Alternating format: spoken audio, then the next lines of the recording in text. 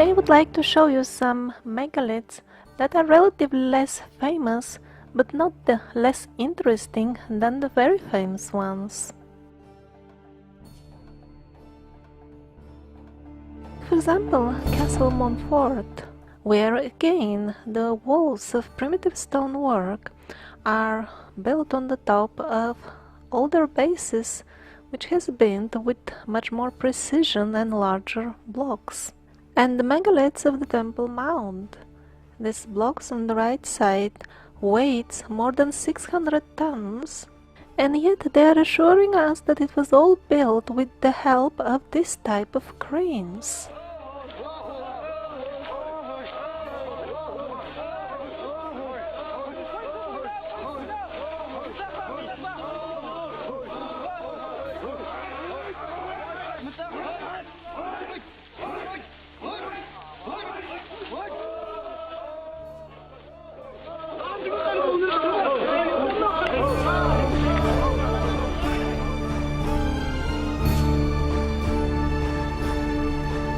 Castle Montfort.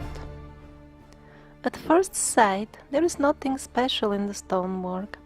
The stones are not that big, and there is not much of a sophistication in the quality of the stonework itself. But when one looks carefully, it appears that there are two layers of stonework. This is the older one. It is visibly darker, which means it has been exposed longer to the elements. And in addition, the darker stones are much larger and they fit very well with each other without the need of any mortar.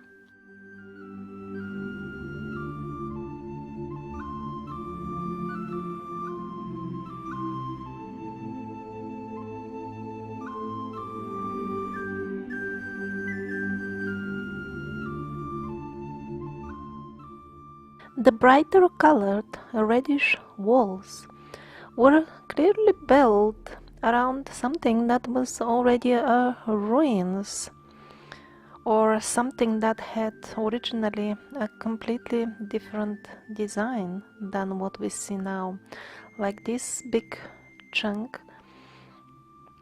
8-cornered megalithic structure, actually a couple of them. Clearly, if you see how the walls are built next to them, it doesn't fit the original idea. These 8-cornered things were not made with the intention to put monkey quality work that would cover them later on.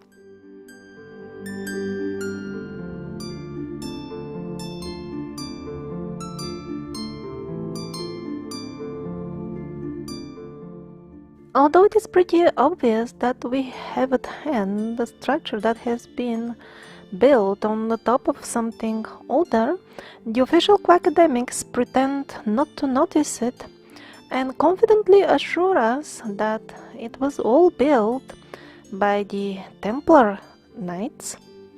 And as far as what was there before that, they know everything, of course.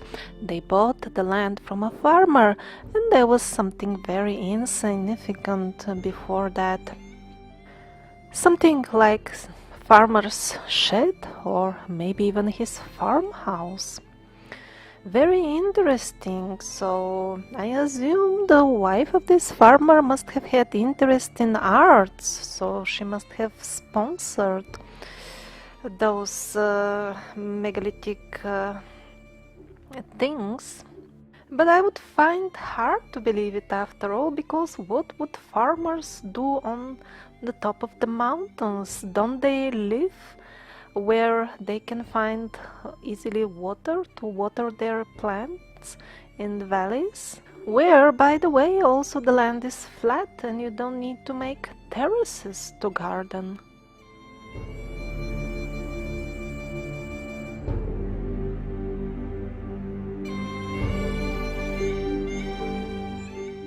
No wonder that only minimal excavations have been conducted at the site, and those were many years ago.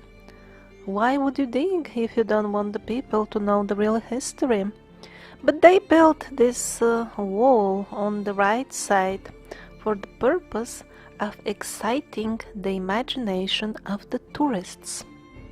Well, this time they were pretty straightforward and honest, and they frankly told us what are all their academics stories all about, exciting the imagination, not about finding out the truth about our history. Below the mostly red-colored ruins on the top lie large stones that were part of the original old construction and fell down here when it was destroyed. The picture is very similar to that of the Nimrod fortress, which I showed in one of my recent videos. Although Castle Montfort is not as impressive and as big as the Nimrod fortress, they clearly belong to the same style, the style of Baalbek, and they met the same fate, both of them and Baalbek as well, because that was the fate of Baalbek too. It was rebuilt and destroyed a number of times. And where is Castle Montfort located anyway? Looking at the Gothic arches, I would guess maybe somewhere in France? But no, it is in the heart of the Middle East. What is it doing there? The official answer to this question is, of course, foreigners must have come and built it. Is there any other way? But looking at the amount of fortresses and castles in this full region, in this style, it becomes clear that they are just so numerous that there must have been so many so-called foreigners that actually the right wording for this would be the local population. Everybody has heard about Baalbek, the mysterious Baalbek, but very often it is presented as some sort of an isolated example to make it look more mysterious. But in reality, there are many structures that are built in the exactly same style. On the left-hand side, you see one of those Baalbek-style trilithons, enormous stones, and all this is in the underground portion of the Temple Mount of Jerusalem. This is one enormous huge stone. Was this stone quarried and then transported, or was it just cast out of cement, beton, geopolymer, something like that? We don't know. There is a port also allegedly built by Herod the Great, who allegedly built the Temple Mount the way we see it nowadays. So over there, a group of American historians, after studying it, reached the conclusion that Herod the Great was actually casting that port out of beton. I don't know if that's true, but there is a possibility that casting stone and quarrying it were used parallel along each other, like in the case of Egypt. The tests and the experiments by Joseph Davidovich in relation to the origin of the Giza stones used in the Great Pyramid of Giza is very interesting in terms of using geopolymers in ancient building. Actually, the underground of the Temple Mount, of course, we have an access to a very small portion of it, but even that is at places few stories deep with all kinds of things inside. Very often on the ancient megalithic structures we see those typical holes, so apparently they were used to insert wooden beams in them. Apparently a few pieces were left behind and they got petrified.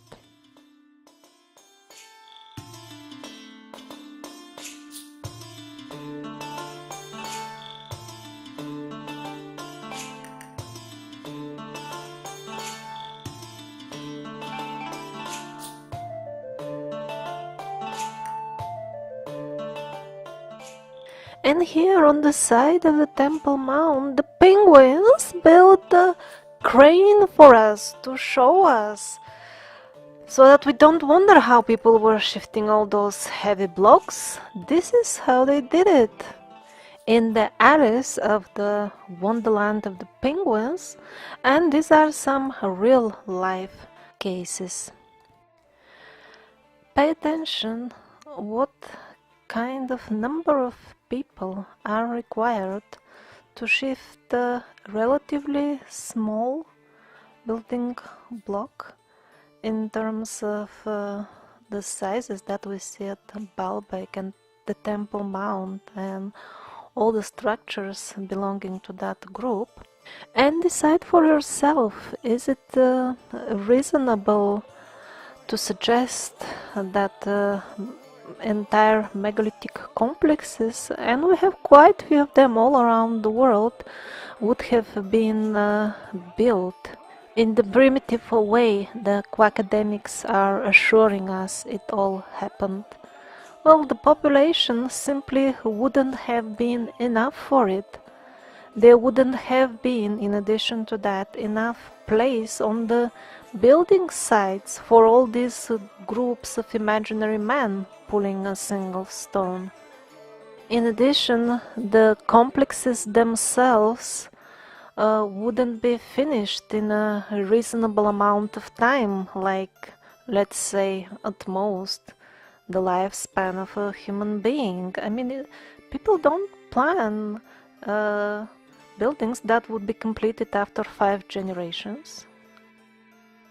So here, all that mile-long procession of ants pulling, what were they pulling? A relatively small stone.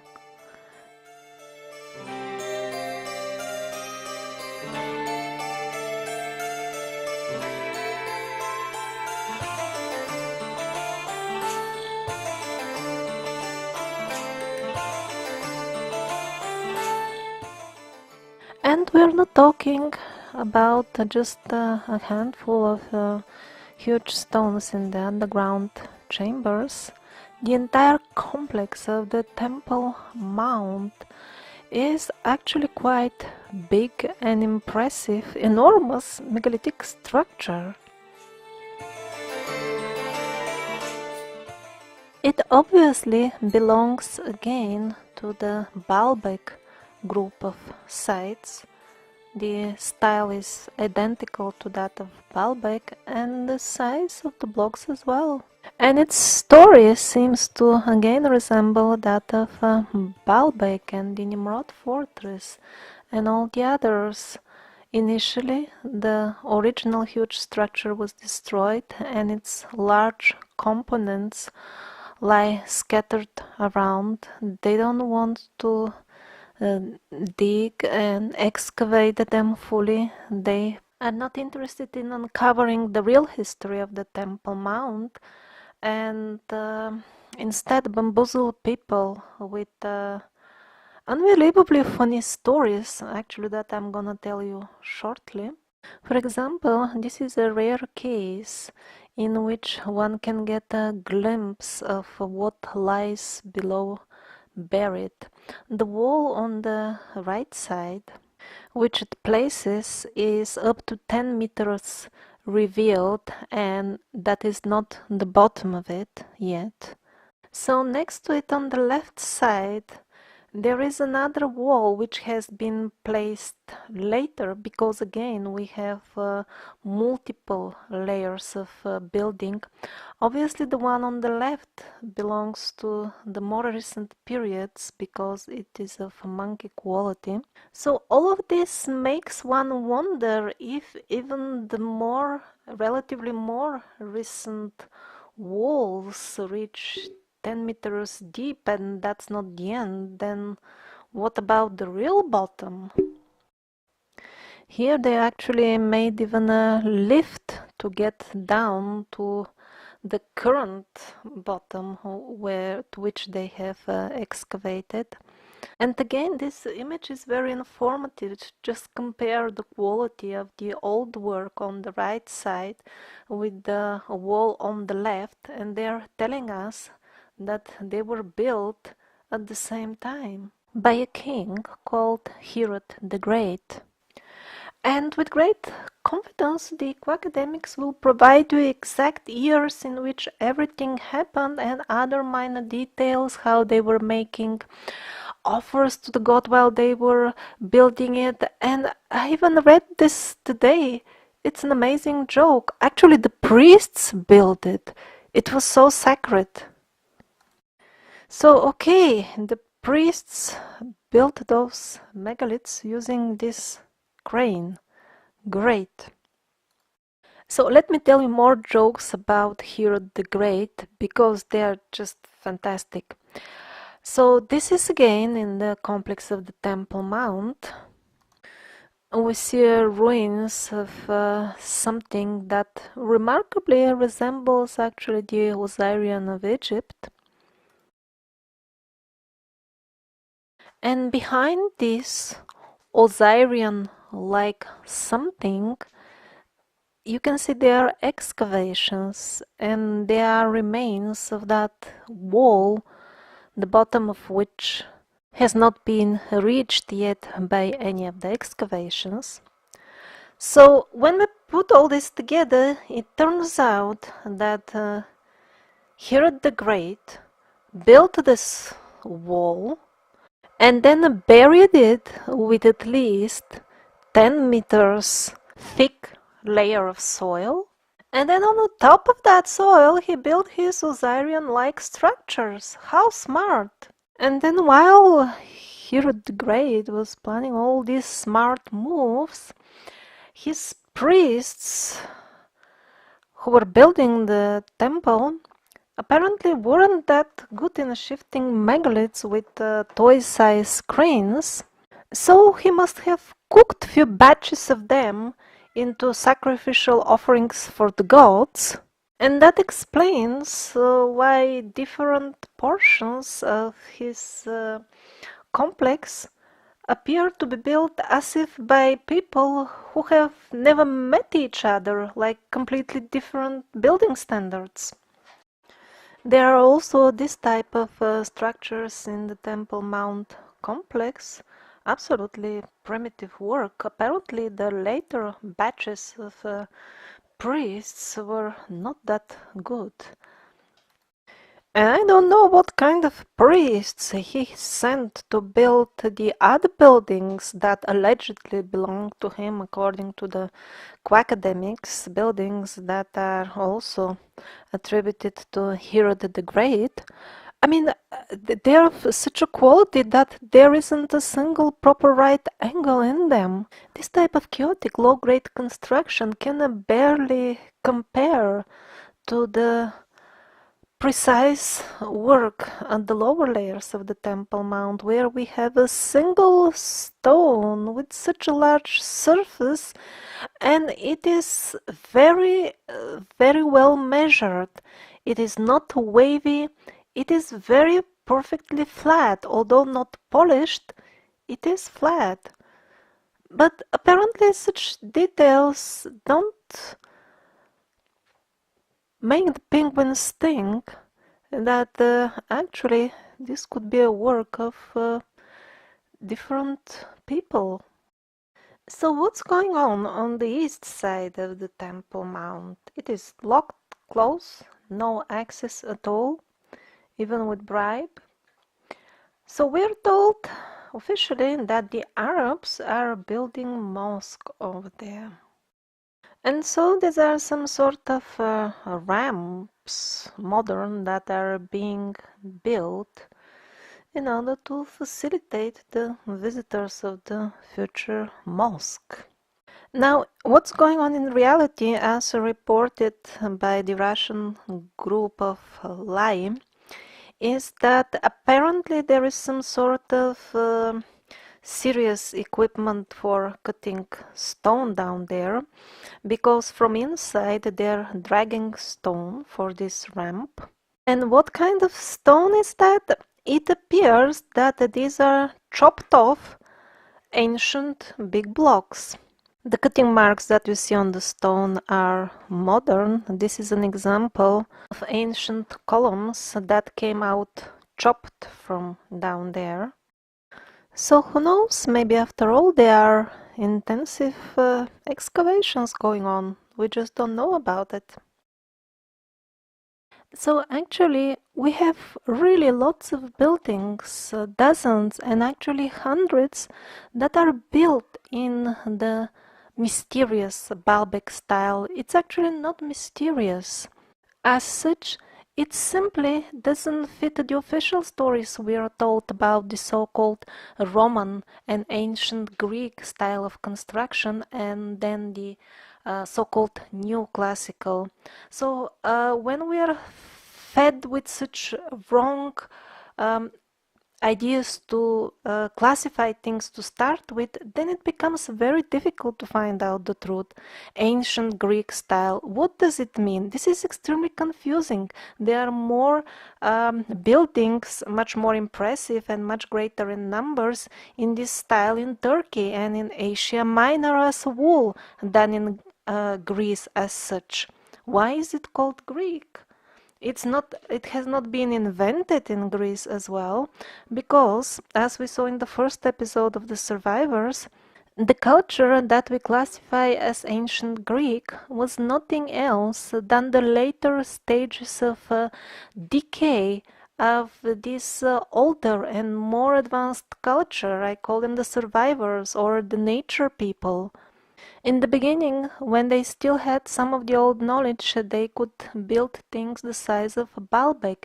And all over Asia Minor, we have very impressive buildings. People in general just don't know about them because they're being treated as minor, insignificant local history, while the so-called ancient Greek and ancient Roman are considered world history. And this so-called Roman style of architecture, this is again extremely misleading labeling, because neither Rome nor the alleged fantasy Roman Empire had anything to do with inventing this style. That's why it is found in much greater concentration in Asia Minor, where much more buildings in this style, much bigger building blocks, are to be found. It's absolutely ridiculous to believe that Rome was center of all this. The Roman emperors, their magnificent palaces are built of mud bricks. So what they commissioned buildings of much higher quality and built of solid stone in the very periphery of their alleged Roman Empire, because there are no direct proofs of its existence actually, in areas that were right on the edge of this imaginary empire, and that they actually supposedly ruled for a very short time, very short periods of constant war and upheaval. So they didn't build their own city, and they sent all their best builders at the battlefield to hastily construct magnificent buildings in a couple of weeks or a couple of months. For more details, see the Roman Empire episode of The Survivors.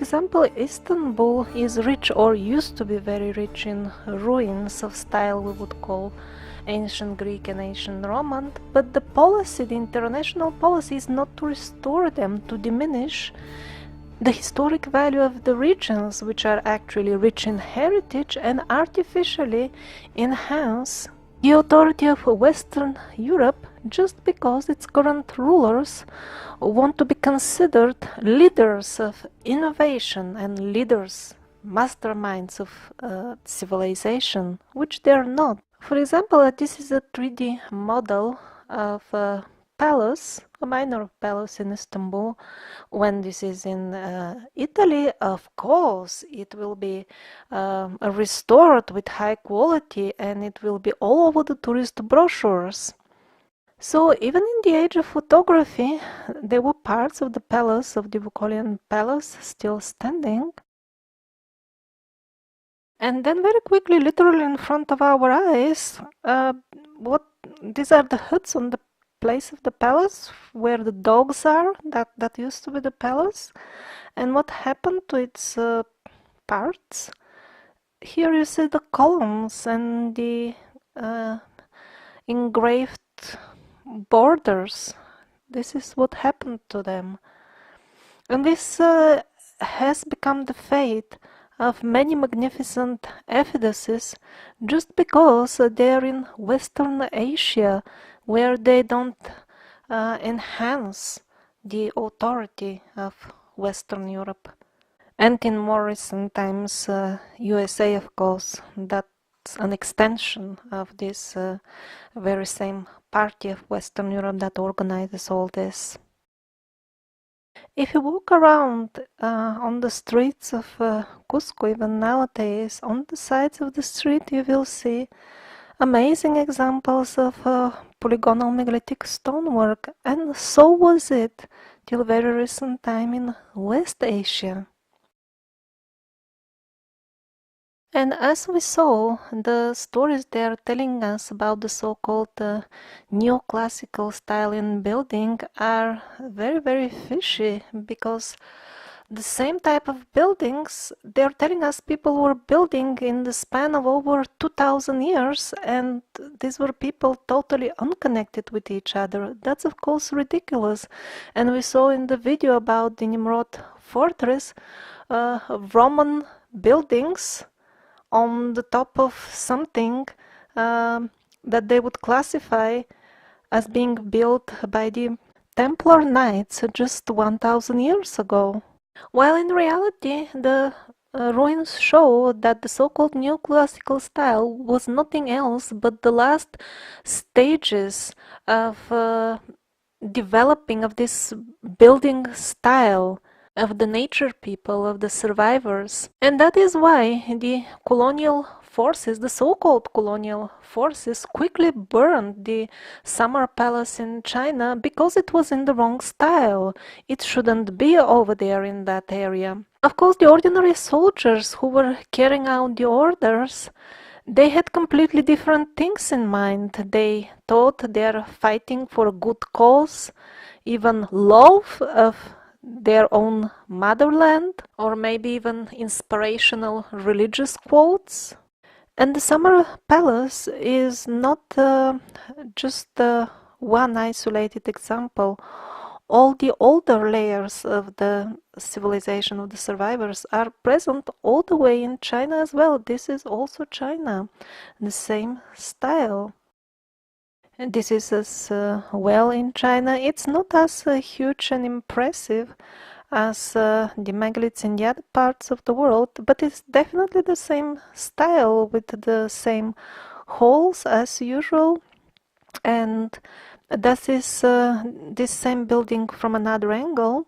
Notice again that it has been built on the top of the oldest layer of survivor ruins, the rock cut style ruins. And this is very important. I've been showing the same sequence all over Asia, Europe, and Africa, and maybe even America.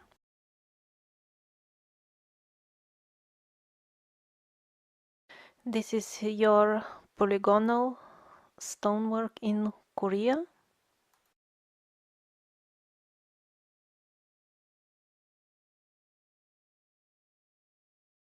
And even in Indonesia, and not only the polygonal stonework, but also the typical slant. The angle of the slant seems to be the same as the similar buildings all over the world. And here is your Peruvian, Turkish looking polygonal stonework now in Greece. So what I'm getting at, this was a worldwide culture.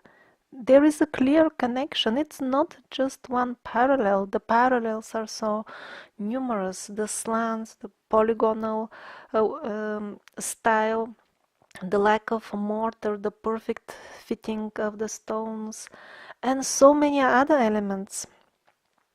And most importantly, the old techniques were never lost. We knew how to do exactly this stonework till very, very recent times, even during the age of photography. Perfect examples of that would be Fort Gorazda and the mysterious polygonal wall in the village of Chusovoi. You can see my videos about them. And the video about the French aqueducts would be also relevant to all this. And the other very interesting example from Siberia, when they were rebuilding it. So you can see what they were building. It is clearly in new classical style. And how are they building it? They're casting it out of the materials that they can find in the surroundings. The history of cement and casting out of it, the official one, is total and shameless lie. And it has been very important for the forces of evil to make us forget these environmentally friendly techniques, so that we become cornered and totally dependent on building methods which only use selected polluting materials, materials that can be only obtained from the central supply, so to say. They want to sever every possible connection we have with Mother Nature, to make us totally dependent on devilish technologies.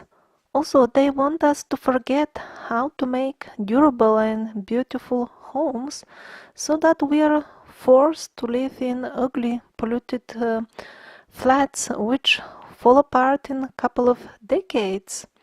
Also, this will keep us busy rebuilding them all the time, so that we don't have time to sit and think about who are we, why do we incarnate as souls here. And so at the end we will even forget to ask this question: is it possible to even live on a clean planet in peace? So let me show you a few more photographs illustrating what happens to ruins when they are at the wrong place, that doesn't fit the stories we are told. So this is the first photograph of a palace that used to be in the outskirts of St. Petersburg in Russia. And then, as usual, bad luck strikes. This is the next photograph of it. And this is how it looks nowadays.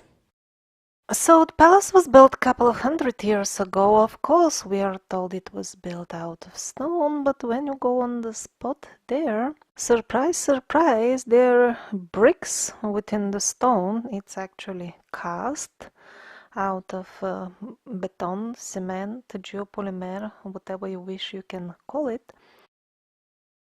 And even armature sticks out from the so-called natural stones.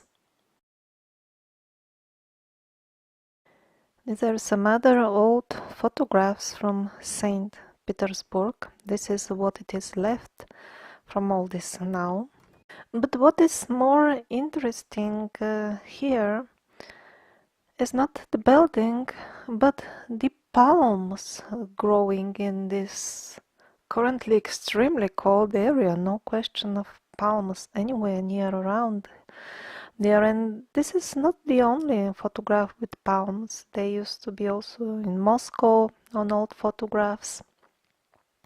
Also, elephants were used in Russia in the fields. It was so warm before, and that's all in the age of photography. I don't know what should I make out of all that, but for me, the most reasonable explanation so far is the hypothesis of Alexei Kungurov that actually we are not experiencing this global warming that we are being lied about. We just had a very short period of extremely cold weather because of the large number of very harmful nuclear tests that were carried out in the past decades. Now they stopped with all that. They're developing even more devilish technologies, so it is getting warmer, a bit warmer at least. I'm not saying that this is all that there is to it, to the current climate changes that we are experiencing. Actually, I think this is a very, very small part of it, only in recent times.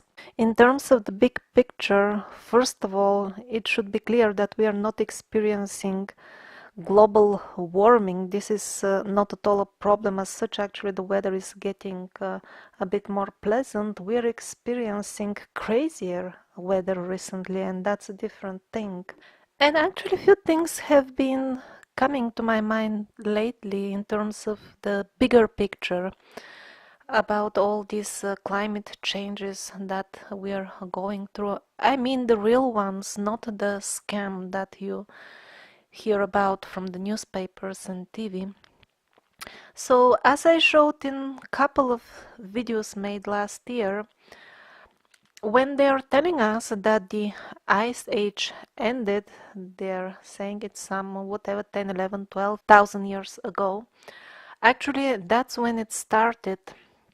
Before that, real scientists, as I show in the video, an interview with Alexander Koltepin, what they actually find in the layers which belong to the period which ended allegedly 11, 12,000 years ago is lush tropic greenery, warmth-loving animals, very pleasant weather on both poles, and then all of a sudden everything froze down. And then I'm connecting this with the Nordic legends about the frost giants. Because, on the other hand, in some of the survivors episodes, I showed evidence, especially in Siberia, the things looked as if they froze, like all of a sudden within minutes. So now I'm thinking, well, wait a minute, but this is exactly what the Nordic legend, actually maybe it's a real history, the Nordic history of our race is telling us. The evil people, they froze us, I mean, momentarily to death. Just like that in an instant. I didn't even connect all this when I was showing the evidence that the regions were frozen in an instant.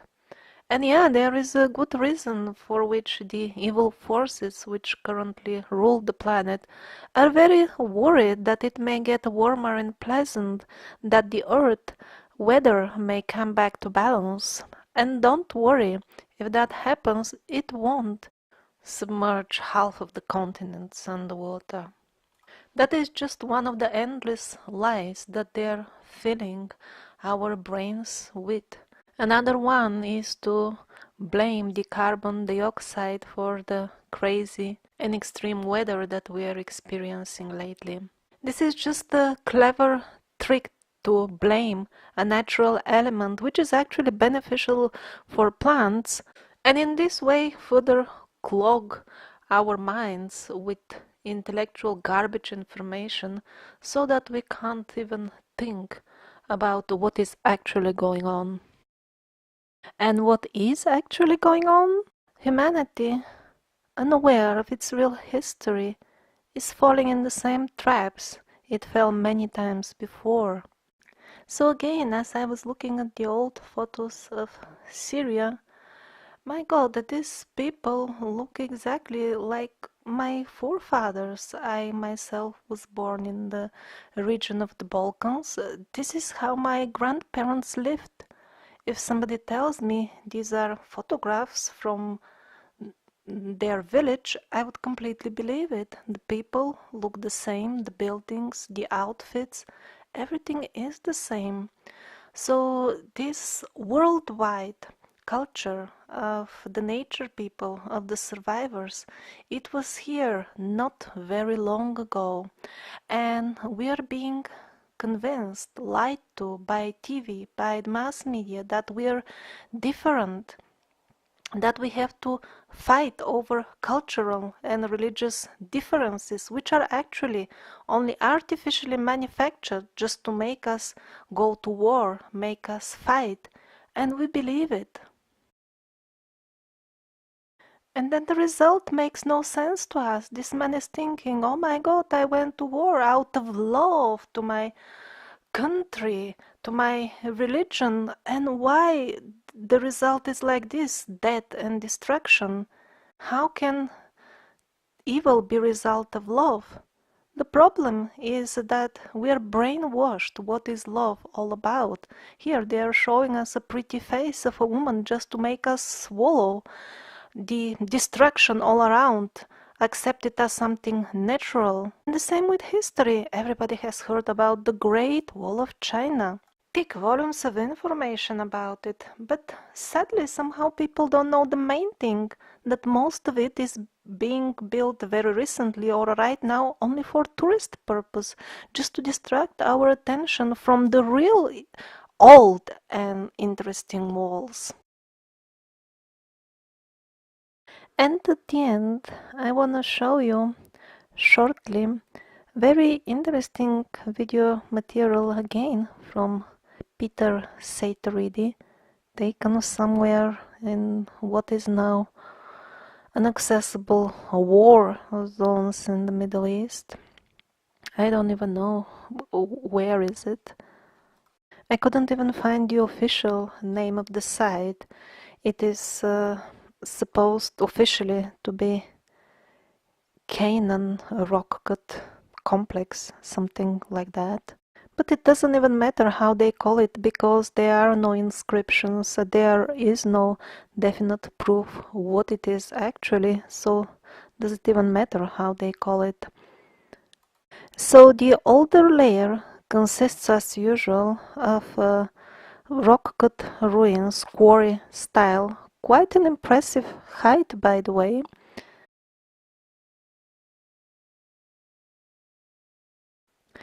And again, this round, they look to me like wounds, like as if some weapon has been hitting it.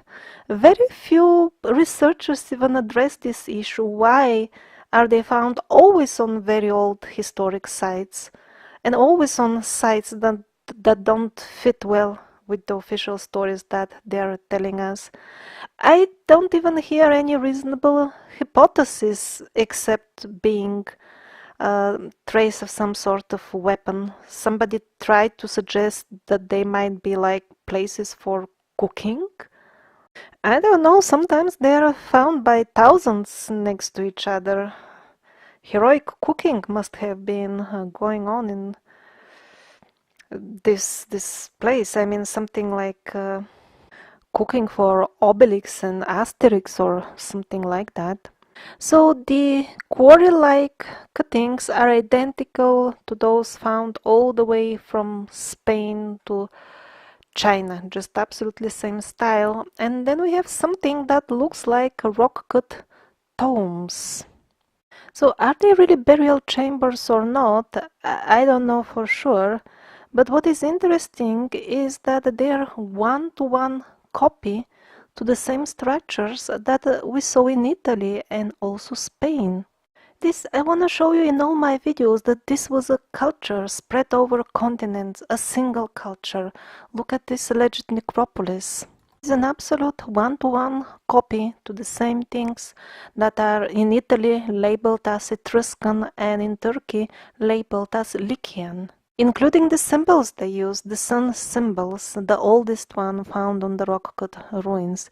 They are also same everywhere you go with this culture. And the border, look at the border, the decoration element of this alleged Canaan necropolis. This is one-to-one what we call Etruscan border here in Europe.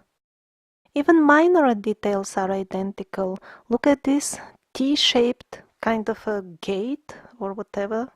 How come the Etruscans, which supposedly were simple people, not traveling to the Middle East daily, how come they made the same design gates with the same T-shaped border on the top? And by the way, we have the same design in Egypt. And even here, all the way in Libya, we see identical borders, not just similar, but identical on identical rock cut domes. And probably I see some hint, maybe even the border is again T-shaped.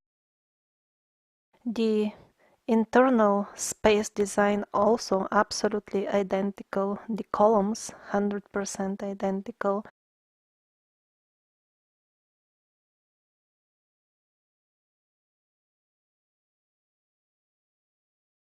So I've been showing you such examples by hundreds in my videos so far. And the main point is there has been a almost worldwide culture that doesn't even have a name. It's completely absent in the mainstream history. And that's why this so-called history should not be believed at all. And here on the side of the door, Peter said already noticed some peculiar tool marks, identical to those found on the lower layers of the stonework in Castle Montfort. To him, they look like traces of something similar to our high-tech tools now that hit the stone very swiftly. The team of LAI, the Russian Laboratory for Alternative History, they also saw this type of tool marks on a number of spots in the Middle East, and their group, they're usually like at least 10 people when they travel.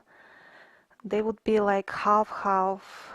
Half of them would think it's a high-tech tool, and the rest would find it resembling more something like a chisel.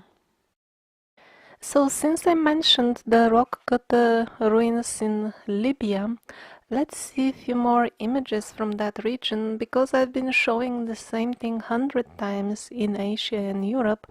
Let's see some of it from Africa. All these ruins are in the vicinity of Tripoli, the capital. The oldest layer is again rock cut. They call it tombs. Many of them look like dwellings actually. So as shown by the similarity in the architectural elements like the borders, even in earliest times when people were still cutting their premises in rock, there was still one worldwide civilization. And then gradually the rock cut turned into somewhat rough-looking megalithic work. These are images from this very same region near Tripoli. As you can see, the ruins are like those of Stonehenge, but because they were unlucky to be in Libya, they, as far as I understand, they don't even exist anymore. But when they're found in England, they're world famous, of course. And then at the end, these people started building in what is commonly known as Roman style. This is the Temple of Zeus.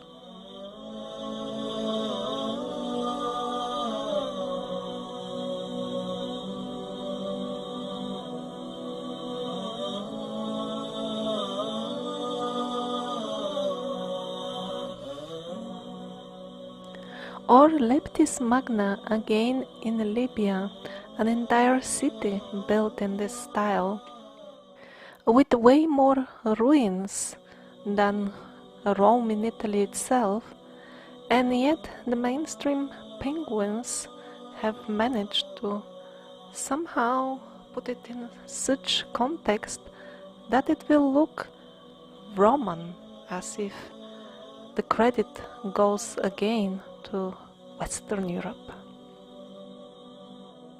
So while browsing the photographs from the Libyan rock cut ruins, something caught my attention. Look at these stones in the front. At first sight, they look as if these are natural fractions in the stones. But yet on the other hand, the rest of the stone around doesn't seem to fracture this way. It seems as if it wants to stay as it is. So are these megalithic blocks after all? It is hard to say, judging only from photographs about this site in particular, but in my previous videos I showed you absolutely same looking sites in Armenia, Turkey and Spain, and those have been examined and have been confirmed that these are actually megalithic blocks, and they look absolutely the same. So what is this all about? I don't know, but until now I don't have any line of thinking to pursue except the one that I expressed in relation to the meltoliths. There are a couple of videos about meltoliths on my channel, and over there I show a lot of structures that are also on the border between natural and man-made or intelligent-made. And new relevant information in this regard came from the Lai expedition to Baalbek last year. They went to Baalbek again to see the new excavations. The access to the trilithons on the walls is, by the way, now cut off with the green gate on the left-hand side. But luckily, the newly dug out trilithons are still accessible to public. And they noticed a very curious, naturally looking crack in the stone, exactly where the trilithon, which is kind of still attached to the bedrock, should get cut off. So this curious track, if you examine just a small portion of it, it looks perfectly natural. But when looking around in the area, one finds out that this stone doesn't crack naturally like this. And this natural looking crack is just found only below the trilithon.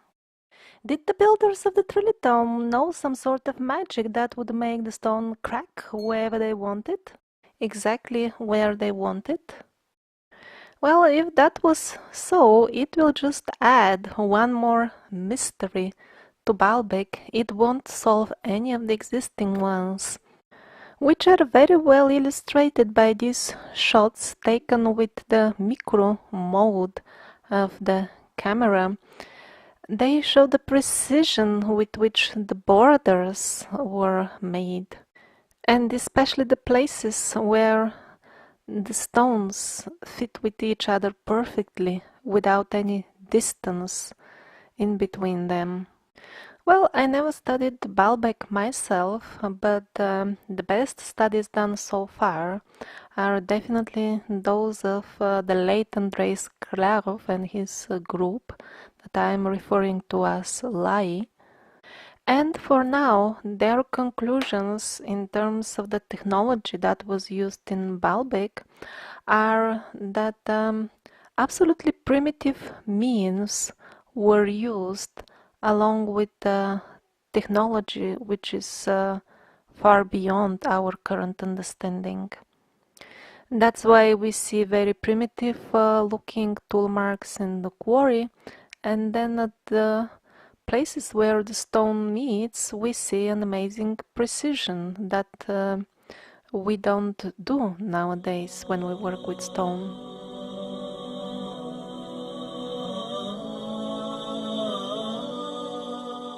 And just by casually browsing photographs of citadels in the region, again, this is in Syria, the fortress itself looks like it is built in the later stages. Although it is in the same style as the Nimrod fortress as Baalbek, but the stones are not as big.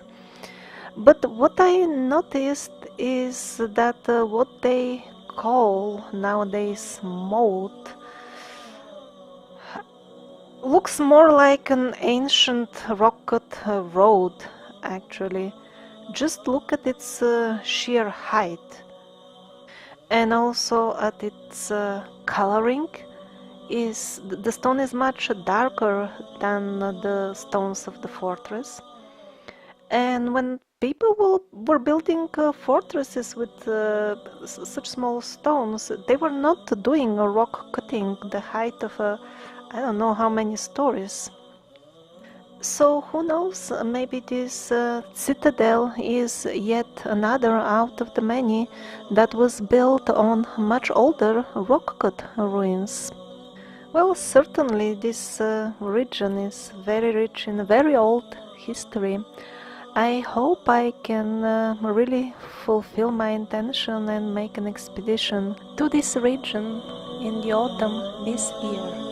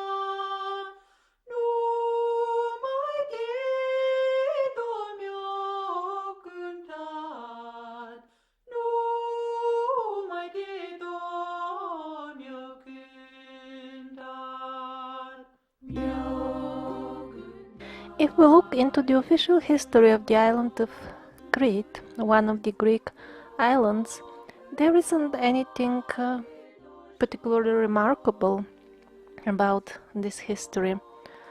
Of course, they will tell us stories about kings and queens, even when the only tangible proof about them is a man and a woman drawn on a vessel, but we have to believe the full story. And yeah, they will tell us that there is this legend about the Minotaur, the cruel creature who was eating boys and girls. Eventually he got slayed. But that's just a legend, right? There is nothing like confirming it, they will tell us. And if you don't believe the stories they are telling you, you can even visit the palaces of these kings and queens. And you won't see any sophistication in the building techniques used in those palaces. And then they will help you make your conclusions yourself, because you should be a logical, scientific person, right? And conclude that all those kings and queens, yes, they were just simple folks, as they're telling us in the mainstream history books. So far so good, if there weren't some essential details. Like for example, this is the main palace in Crete. It is not even a renovation or a restoration. It is 100% modern built building following the project of a certain historian who designed it to the best of his fantasy capacity. On rare old photographs, we see that actually at places there were massive stone blocks within the structure of the palace. But those massive stone blocks are only in the spotlight in older archaeology books like those from the last century. Now we are in a different era in which a certain site or artifact doesn't endorse the idea that our forefathers were stupid monkeys, such a site or artifact always ends up getting lost, having disappeared, having been blown up by chance in a war or some other accident.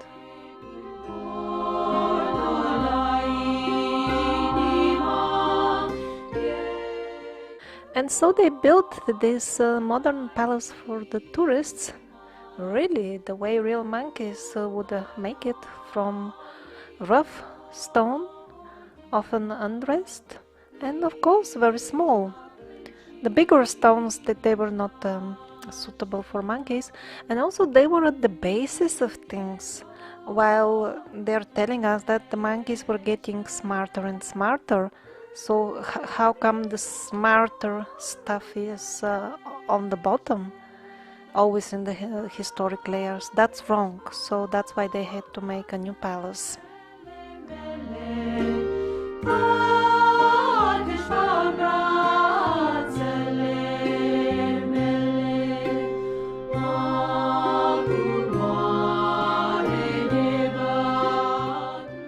Actually, other ruins on the island, which were fortunately let alone, show that these weren't some people, as they tell us, strangers that knew nothing and came on a boat and lived very limited lives. No, these people were connected with the worldwide culture that was building polygonal style megaliths.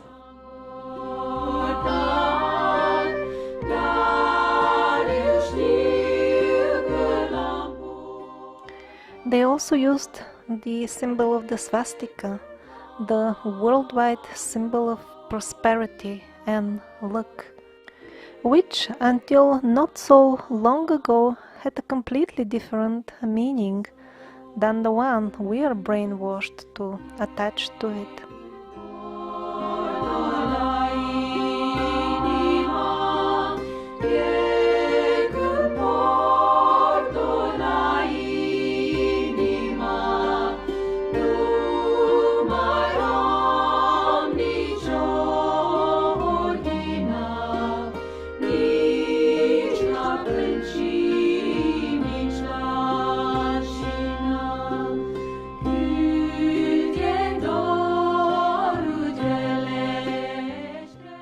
Now let's see what they are telling us about the most ancient history of Crete.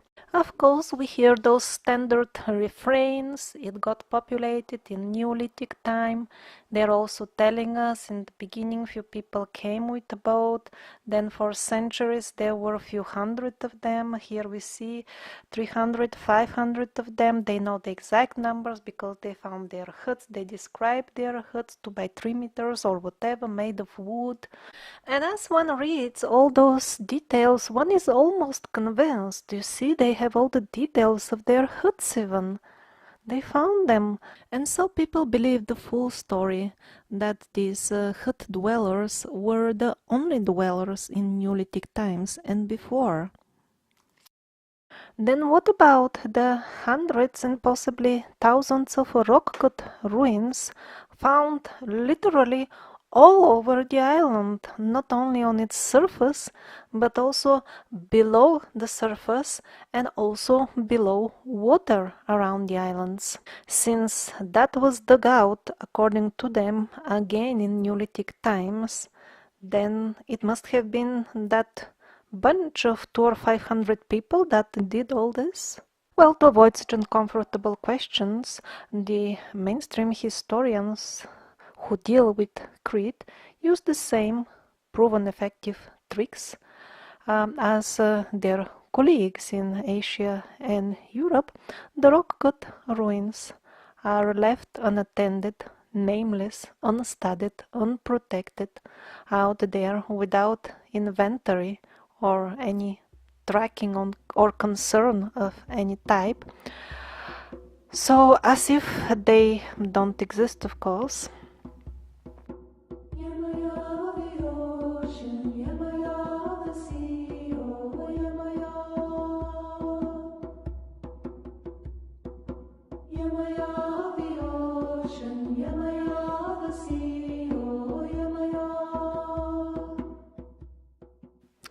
Well, this big complex of rock-cut ruins happens to be on a famous beach, so yeah, ignoring it here it's not an option. Then let's give it suitable name, Roman tombs, and then just in small brackets somewhere reusage of older Neolithic rock-cut ruins, but of course those details almost nobody reads.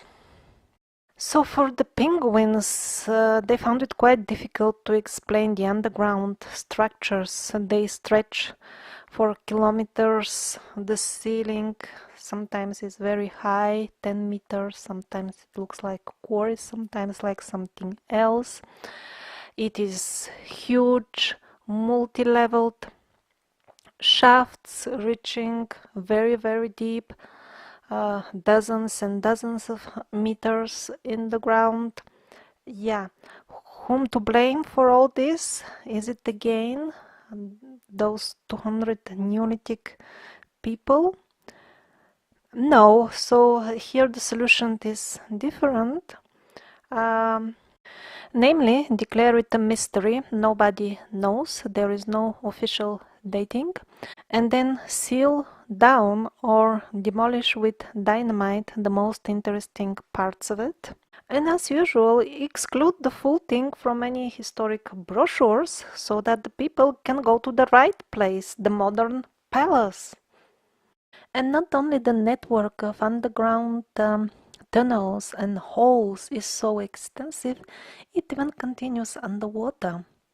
This also doesn't fit well the mainstream stories because they're convincing us that the maximum of these rock-cut ruins should be some couple of thousand years old, so the water levels couldn't have risen so much.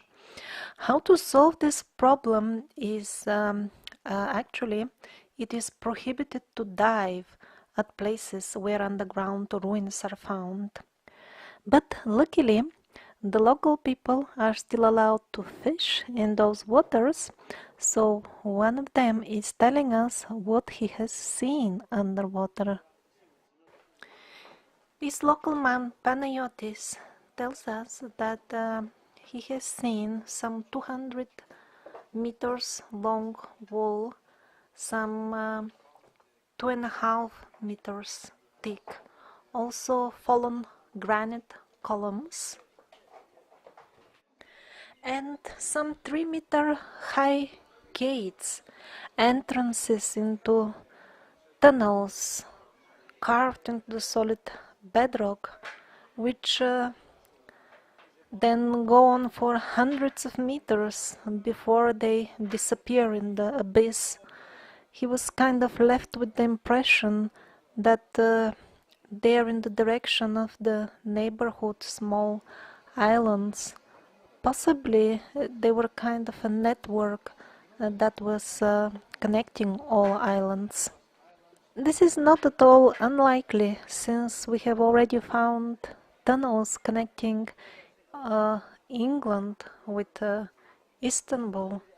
Then it wouldn't be at all surprising if we have underground tunnels connecting everything locally as well. Needless to say, all these underwater ruins are not getting any attention at all. They are not being studied or examined, And this is again not at all a surprise, because this is the fate of all such underground ruins which are found in the region of the Mediterranean in dozens. So who actually built all these rock-cut ruins?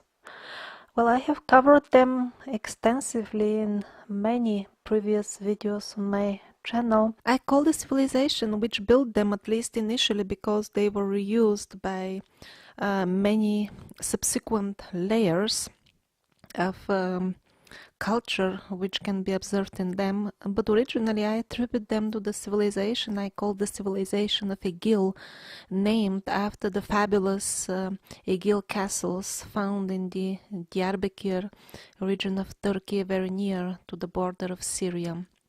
The Egil ruins consist of thousands of kilometers of well-engineered network of underground tunnels and many thousands of all kinds of rock-cut premises.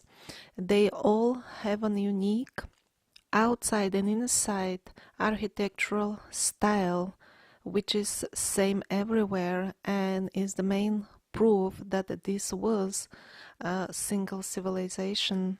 The engineering knowledge required to build all this network is far beyond that of the Neolithic men that we have seen on the pages of our history textbooks.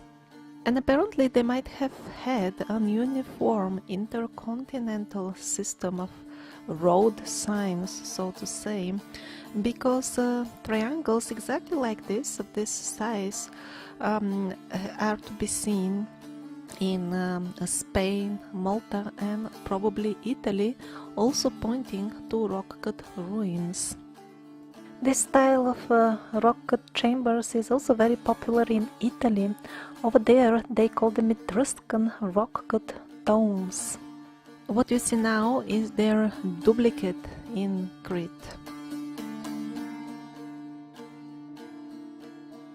A famous mystery of Crete is the location of the legendary labyrinth of the Minotaur.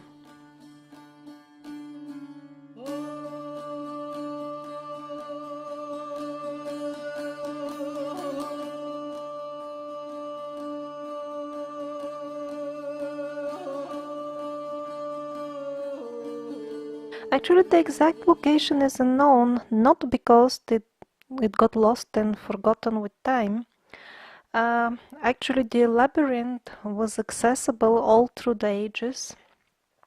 People visited it and documented their visits.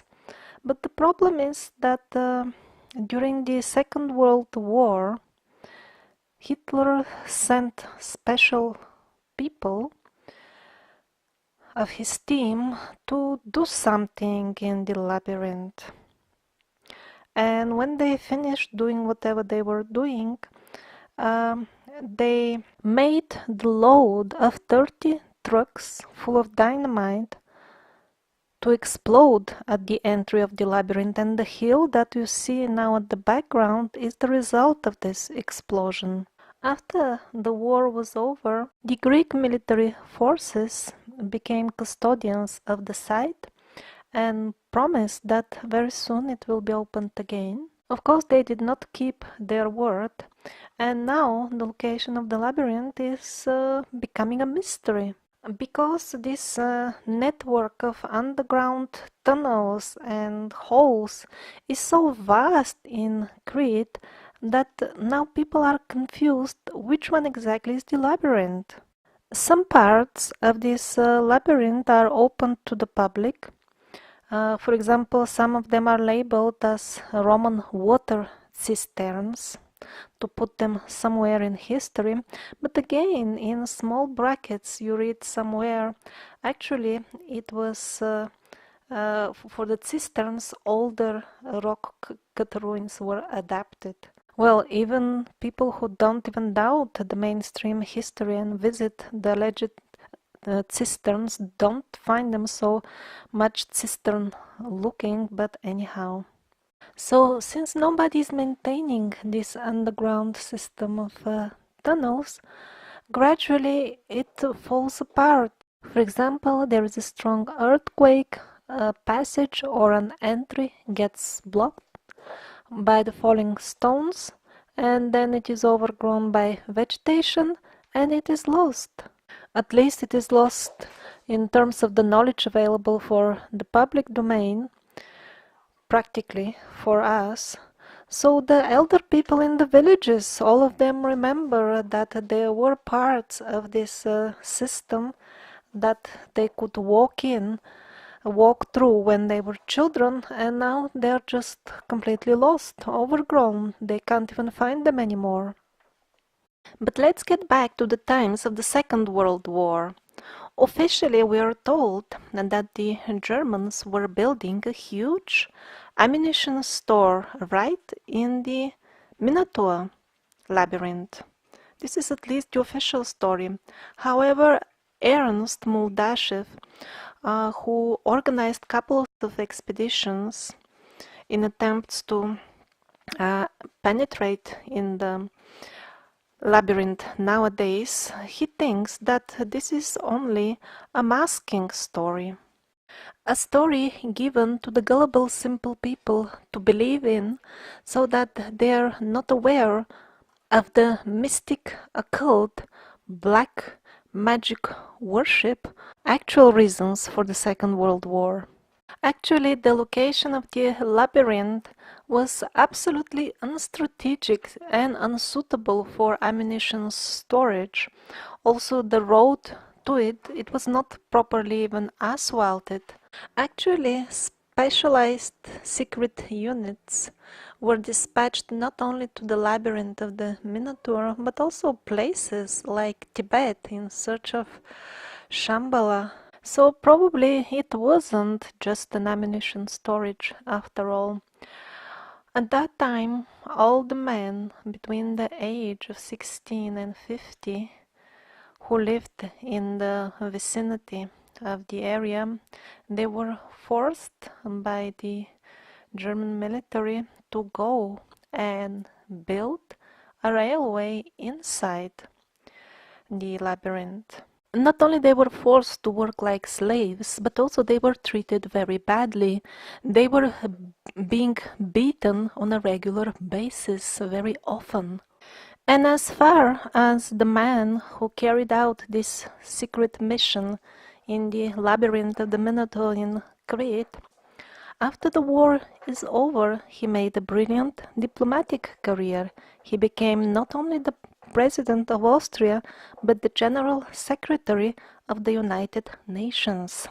So some people figured out the deceit and started raising objections. Wait a minute, weren't we sent to fight in the war to defeat the evil people? How come that the people that we supposedly defeated are now the prime decision takers of institutions which are more powerful than countries even, like the United Nations? But those concerns were, of course, silenced by statements of the chap himself, who of course assured everybody that, you see, I personally don't know of any cases of cruelty or atrocities, so these things, they are not connected to me. And it is probably the footage taken by the first expedition of Ernst Muldashev in 2008 that is the best footage that we have now from probably the real labyrinth of the Minotaur. For example, this type of passages that you see right now, nothing like this is to be seen on any of the more recent footage of enthusiasts who visit over there. This is what people find at the moment. Quarry-style looking underground tunnels. While the bending tunnels photographed by Ernst Muldashev, they are more reminiscent of the system of ancient aqueducts found stretching through the territories of Syria and Jordan.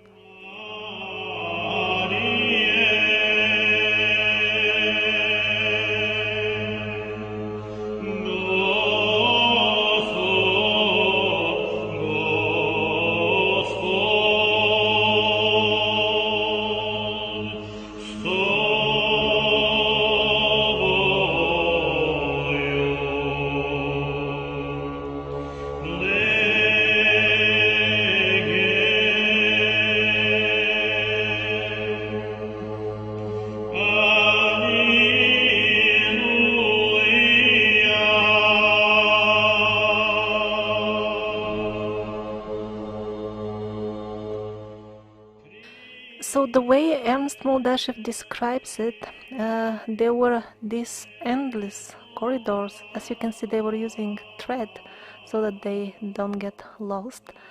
So there was this endless network of corridors of this type, and time to time, on the way, they would encounter a hole with plastered columns in it. That description perfectly matches also the historic descriptions of the people who visited in antiquity and wrote about it. They also describe two types of chambers within the labyrinth. One is endless corridors, and the other are halls with columns painted in different colors, like one color for each hall. And this is exactly what Moldashev observed. For example, this is the yellow hall. Another one was green, with green plastering.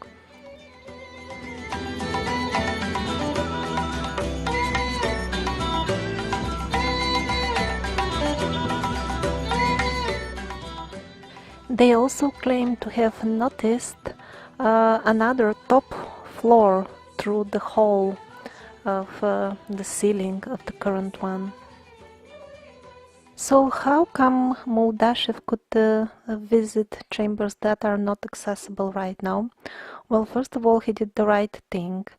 He spent a lot of time there when he couldn't find an official entry, and he also saw signs that there is some sort of official local infrastructure hiding information and actually preventing access. He turned to local shamans who actually did a ritual for him and assured him that he will eventually reach there.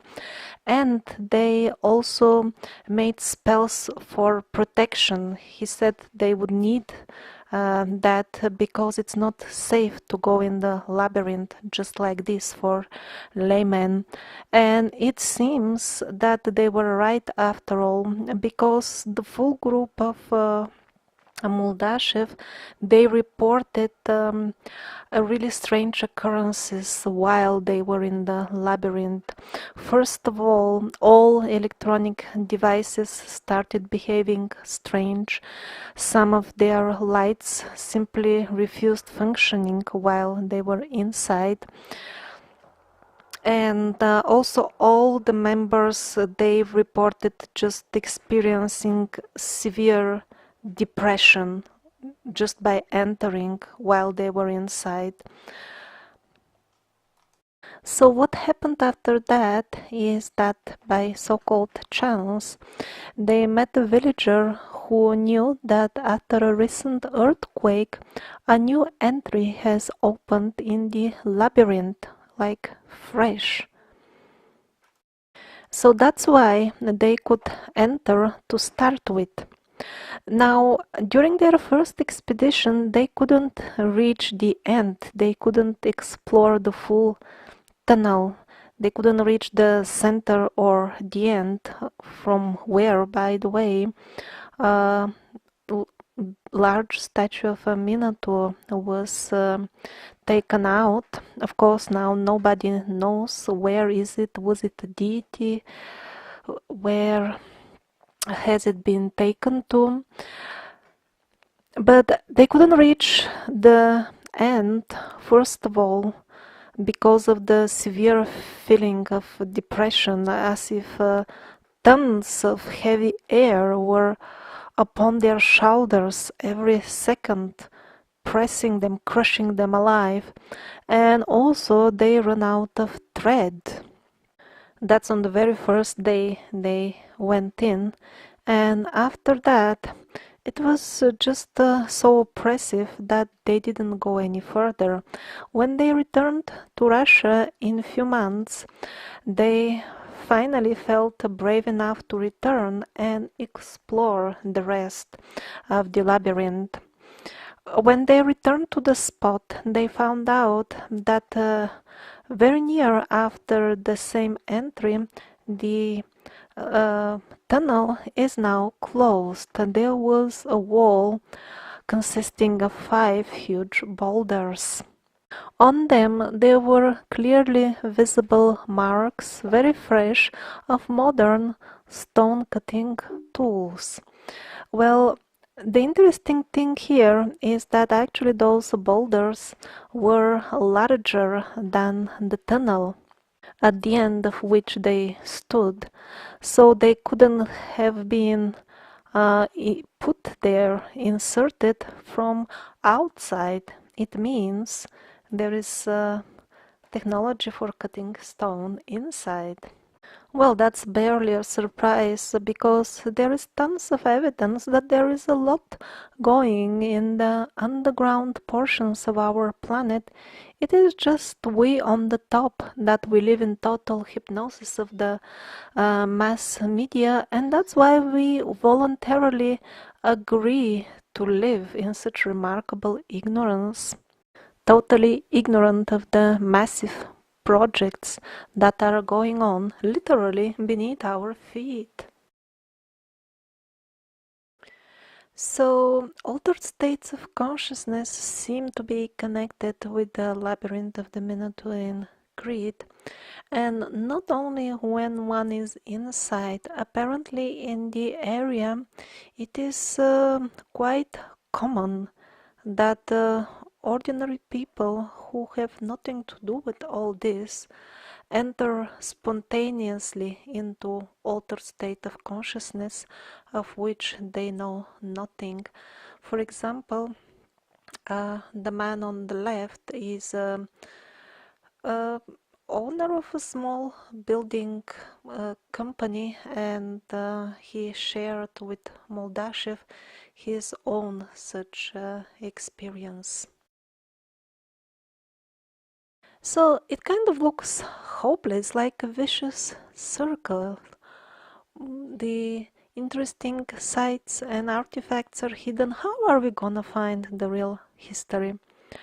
And indeed, the situation will remain absolutely hopeless until people, as a whole, don't turn their attention into the altered states of consciousness.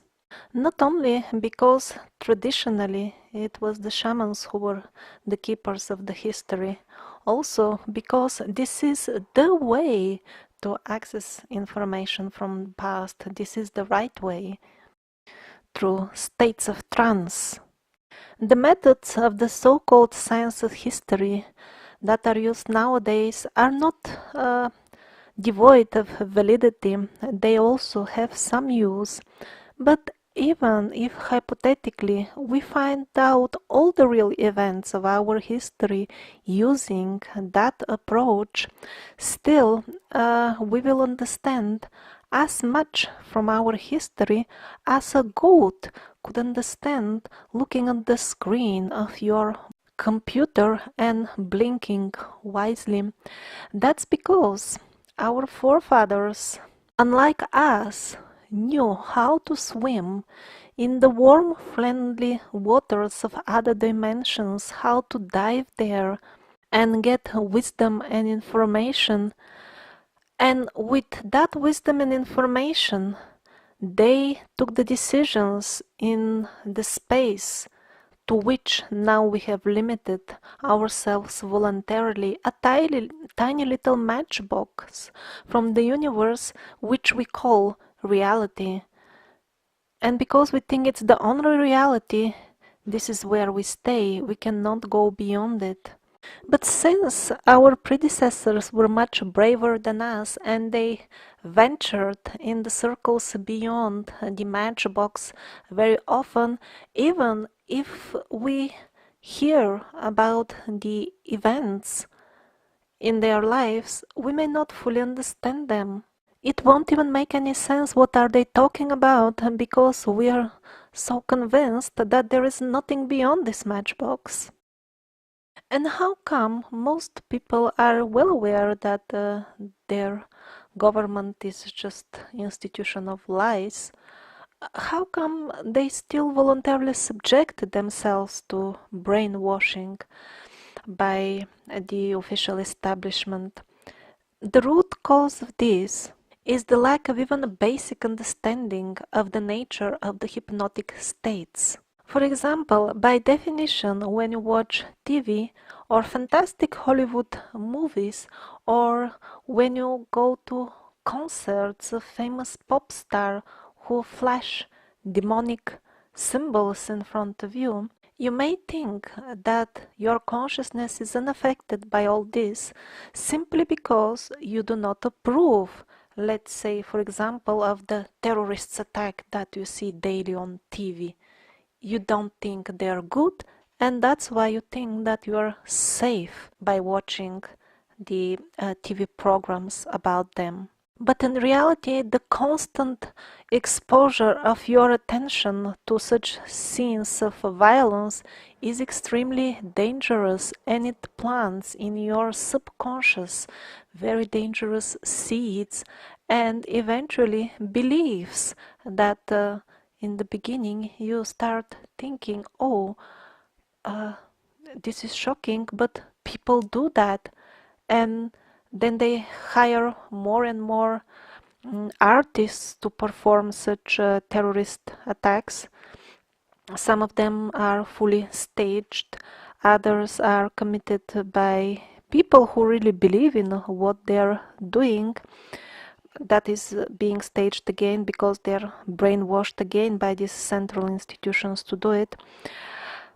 But the most important, all this performance is to get your attention. So in the beginning you start thinking, wow, some people do that, and then you see more and more of this footage, and then it becomes a reality. Oh, it's shocking, but many people do that.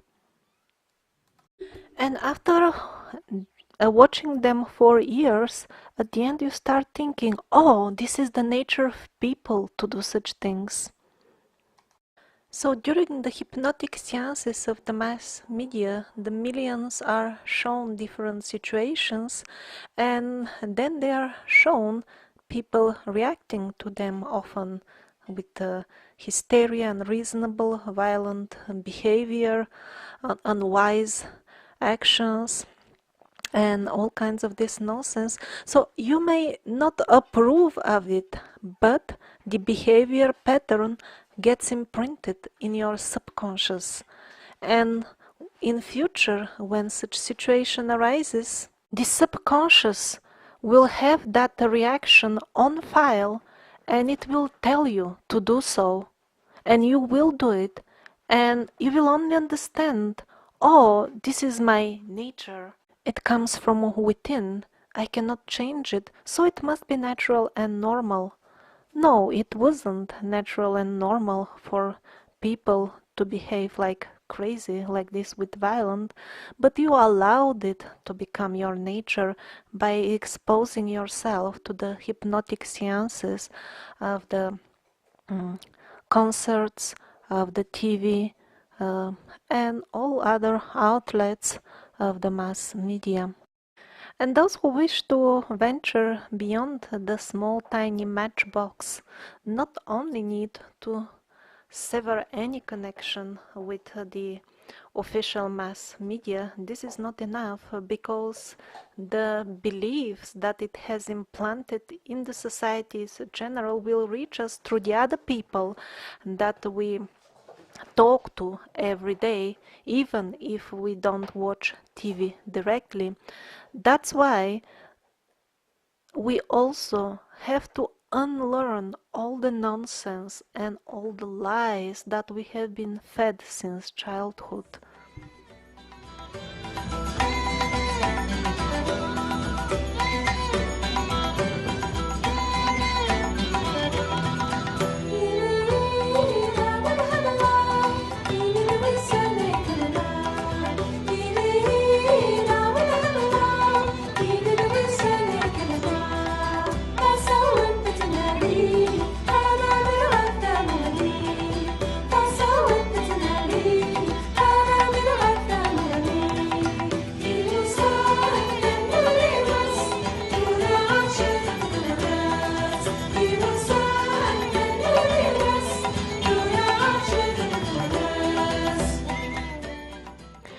And by the way, the beautiful music in this video is courtesy of the music group called Libana.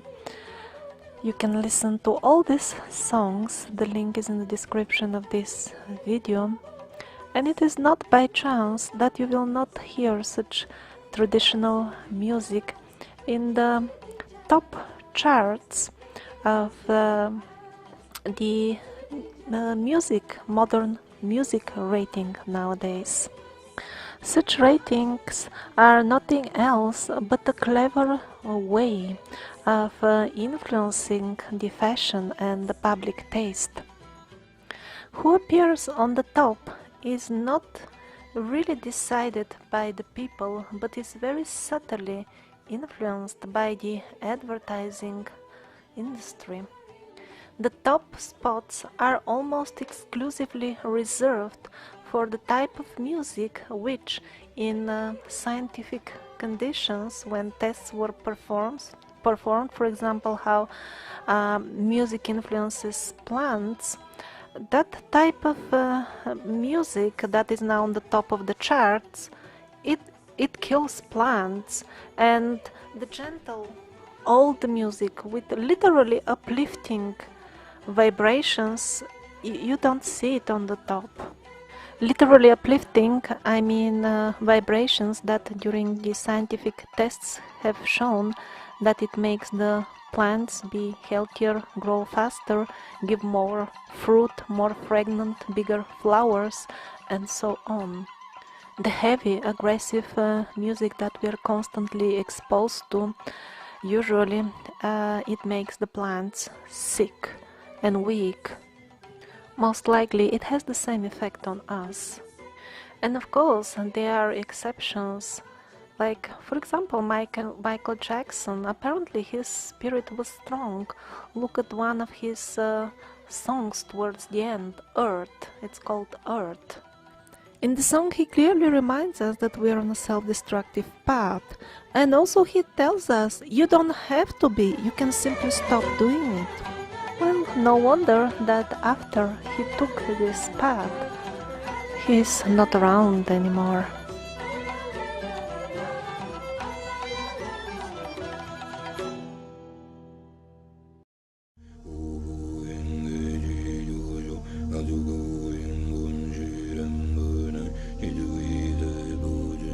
Hello! In a video called Planet of the Megaliths, I expressed my doubt that the pyramid located on the Spanish-French border near Lapertos could be actually ancient. In only the simple pyramid as such, not the obviously modern monument on it. So finally somebody went on the spot and tried to do some simple research. And although there is no conclusive answer yet whether the pyramid as such is ancient, he managed to take few pictures before he was asked to leave the place by the officials. And although the new information from him is not enough to confirm whether the pyramid is ancient or not, I would say it definitely makes the full thing look even more suspicious. I'm not gonna repeat all the suspicious things I noticed before. You can watch that material in Planet of the Megaliths. There are quite a few points about this pyramid that don't match very well with the stories that they're telling us. But yeah, and so now we have a few more strange points. So first of all, the modern monument, although built very recently, is already falling apart. That's barely a surprise because modern construction is flimsy by default, but I mean, they didn't even bother to cover the bricks with something. Of course, if you just leave bricks just out there under the rain and sun, they're going to fall apart very soon. Usually monuments are built with the idea to last, to be used as monuments, not just to build them with the expectation that they will fall apart in a couple of years and then you close them down and then the full thing is even more ugly than if you wouldn't have built anything, right? And a monument is a kind of decorative thing, no? So did they really want to build a monument as such, or did they just want to cover up somehow the ancient pyramid? Another point is that while the brick monument is falling apart, the main body of the pyramid as such is in perfect condition. The official story of how the body of the pyramid was built is as follows. They had too much excess soil when they were clearing up the terrain to build the highway, and so they had this genius idea to make pyramid out of the soil. Since this highway crosses quite a big stretch of mountainous terrain, maybe there are other pyramids on the way, huh? The workers, they just built a few hundred pyramids with all the excess soil. But if the body of the pyramid was made merely of soil, it wouldn't look as it does nowadays. It would turn into a regular hill after few rainfalls. It wouldn't look much different from the numerous hills around with oval shape.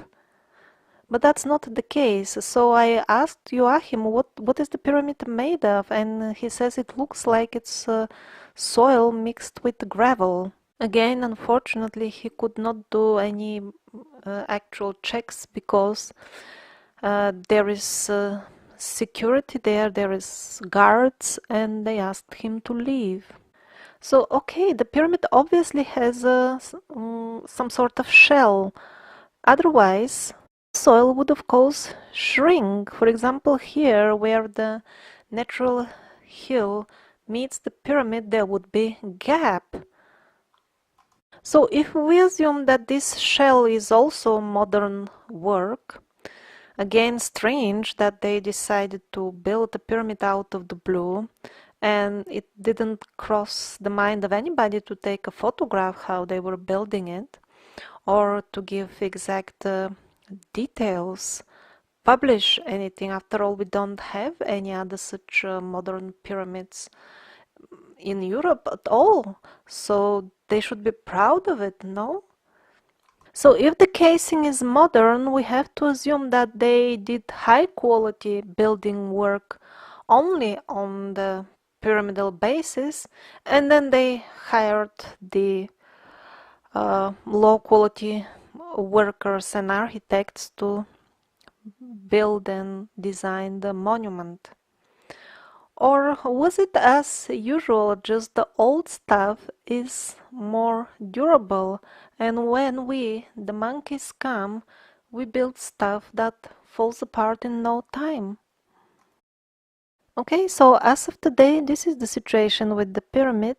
Access forbidden, and they even put a sign explanation. They care for your security as usual. But I've been to Spain, exactly visiting historic sites, and I'm telling you, they are really dangerous places with much higher chances that something will fall on your head or you will fall on something from the height of a few hundred meters, and there are no forbidden entry signs or explanation signs or anything at all. They don't care about our security on the historic sites. And here, not only they have placed signs, but they also have lifeguards who are quick to arrive if somebody's curious about the pyramid. Or maybe I'm just too dumb and I don't get the overall idea. Now I'll tell you another scenario, maybe that's a better one. This monument is close to the public because it is very sacred for those pure souls who erected these marvelous glorification buildings officially dedicated to the unity of Catalonia between Spain and France or something like that. So maybe the steps are only for the high priests who secretly go there and make offerings of incense and flower garlands and everything to the goddess of unity. I mean, the high priests from the police station nearby. And something else, this is what Joachim, who visited the site, wrote. It is for sure a very interesting site because the pyramid is so steep that even the modern steps are not suitable for the public and dangerous. So if we assume that even the main body of the pyramid is modern and is part of this architectural idea of building a monument, then why didn't they put proper steps? I mean, architects, they study years in school. This is basic.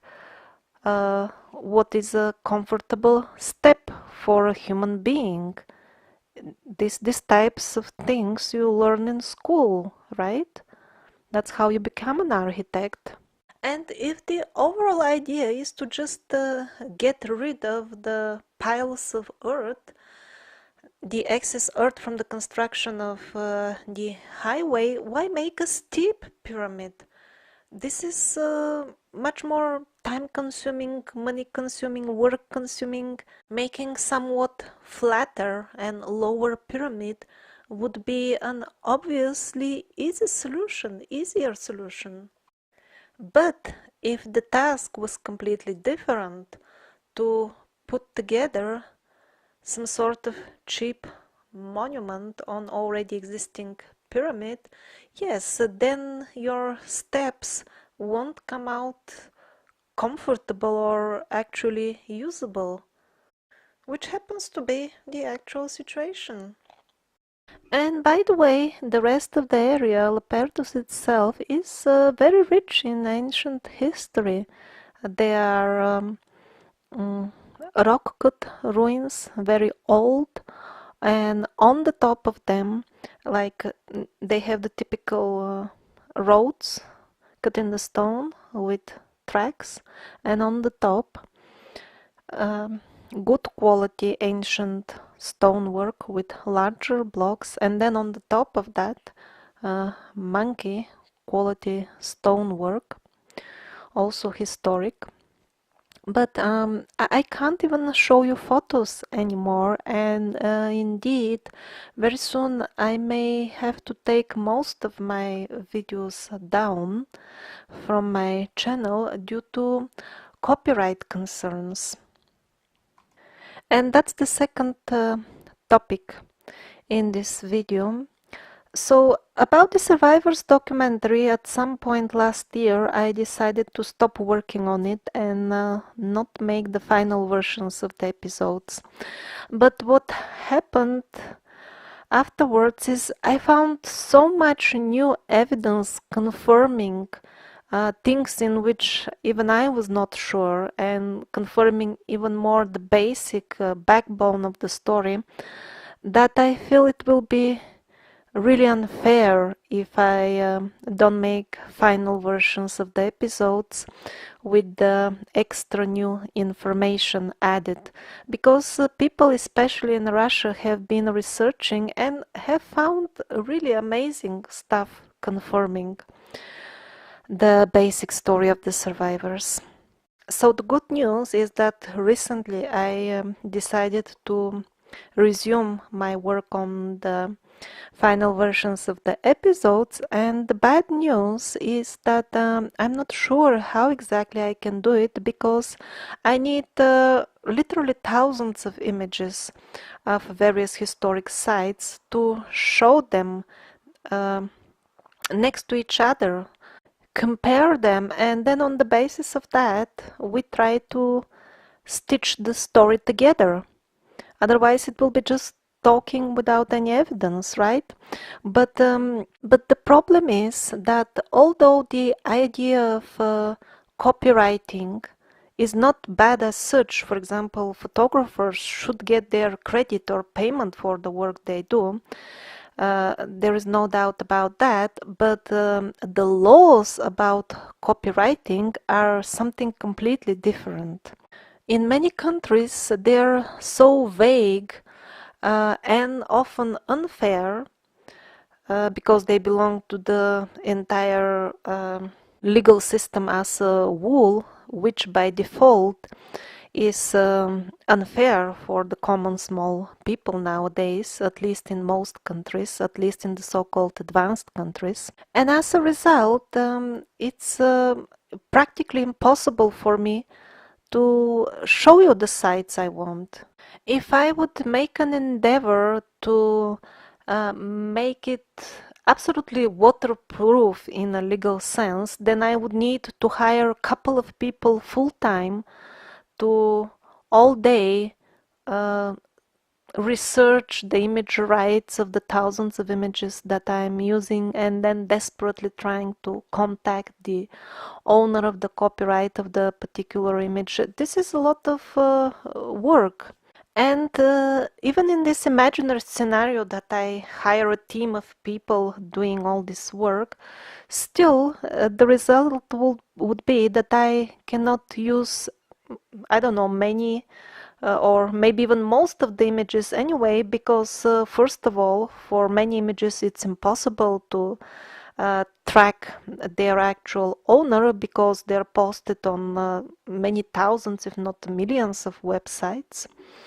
So you cannot find out who is the owner, or in other cases they could be too expensive, or in other cases they're sold illegally. For example, like Getty Images, it's a very famous provider of images. They have been caught again and again to just harvest images from the internet without contacting the photographer who did the actual work. After that, they sell them to unsuspecting buyers, and at the end those buyers, although they have paid for the image, they can still be sued by the actual photographer who happens to own the original in better resolution, and that's how he can prove that he is the actual copyright owner. So he can sue those clients of Getty Images, and nobody cares that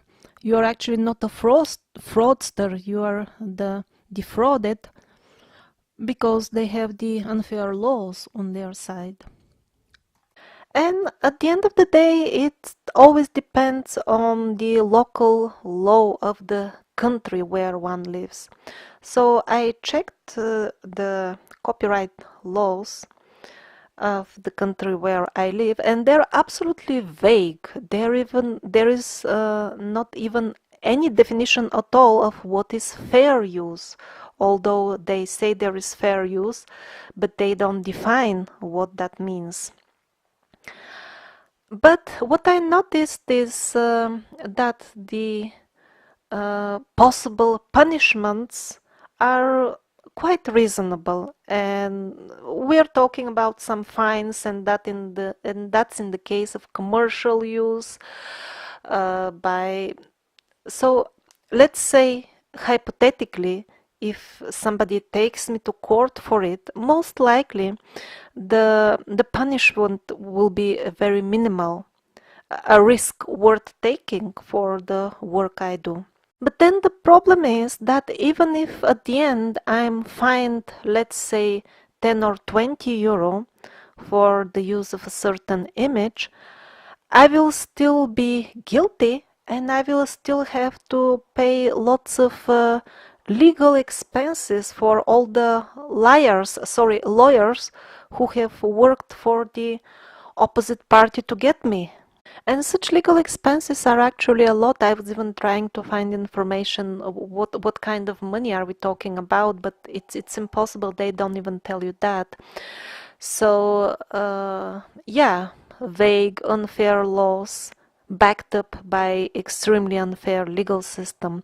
That's the problem. So what is the solution? There is solution, maybe. The survivors could be production owned by somebody from a country where the copyright laws would be favorable. There are still countries which actually allow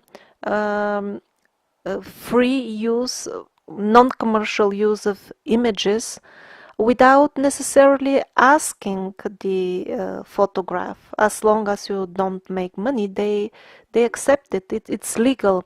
And if I'm just a speaker in my videos, but the production belongs to somebody else, the full copyright thing belongs to the person who is in charge of the production.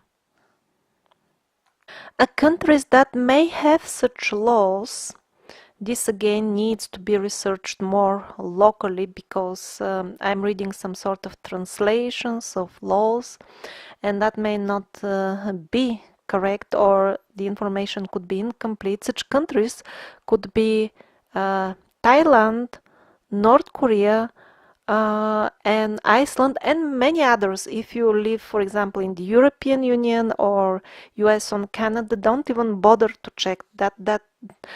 It's impossible to do anything sensible over there. But if you live in somewhat a wilder place, the laws could be actually still fair. And if you wish to help me, maybe we could make some production together, and you will be completely legal because in your country, and you only answer to your government as long as you live in your country and it is independent. For example, here in the European Union, we are not independent. The countries are no longer independent. They have voluntarily submitted to a central government, but countries in Asia, in Africa, they are still basically independent. So if you can check the laws in your own country, and if you wish to make a production together with me, please contact me, and you can find the contact details in the description of this video. Thank you.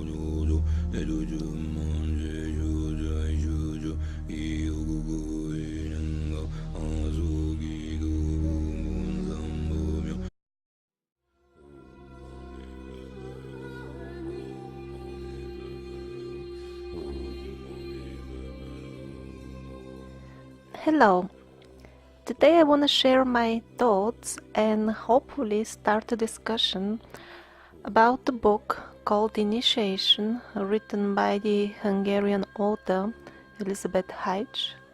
And also, in a broader sense, I want to raise this question: how much of the New Age literature and gurus in general are actually genuine?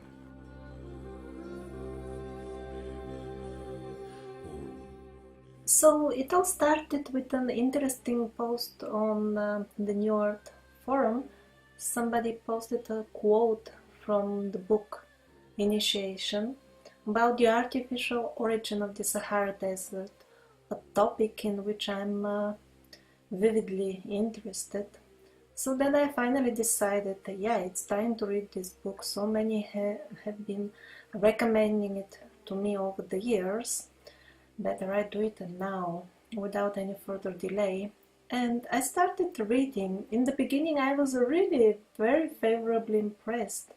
I even thought, finally, another channeled material which I can take as genuine. The only one I take as genuine till now are the set books of Jane Roberts, and I have explained in a couple of videos why exactly I take them as pure truth. So I was getting the impression that the author of Initiation is really a genuine person, because the way she was writing is, it really becomes evident that the person knows what is she talking about, and not just one blind man or woman taking advantage of the fact that almost everybody else is blind and exploit the others for money or adoration.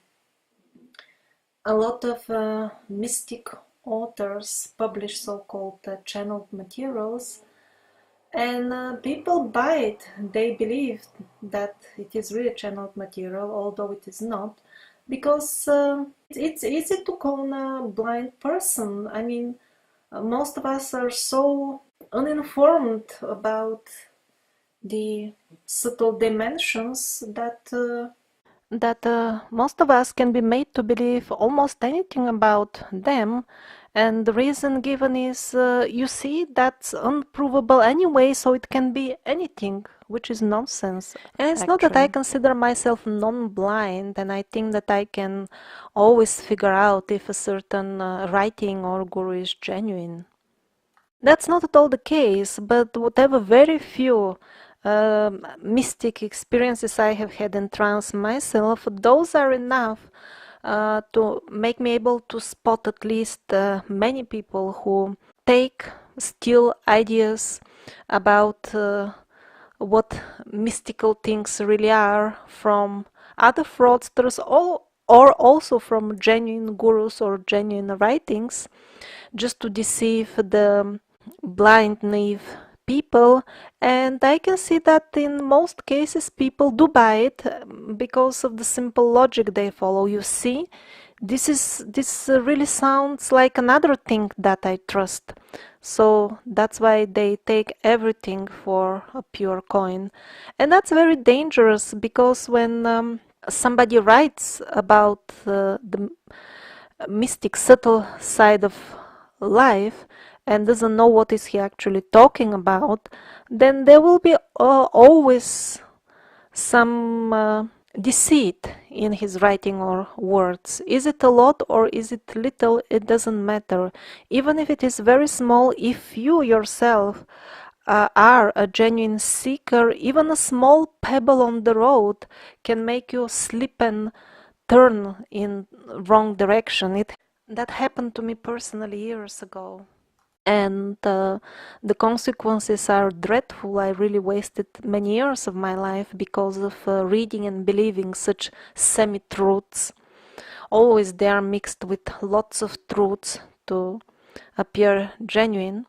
And that's why I'm making these videos, because I know from personal experience that half-true things are much more dangerous than utter and obvious lies, because the stupid obvious nonsense most of the people will avoid anyway, while when we have a little bit of poison, a little bit of lies coated with, let's say, 90% of truth, then for somebody who is blind and looking for a cure for his blindness, he cannot discriminate which is actually the 10% nonsense, and can waste entire life or chain of lives believing those things.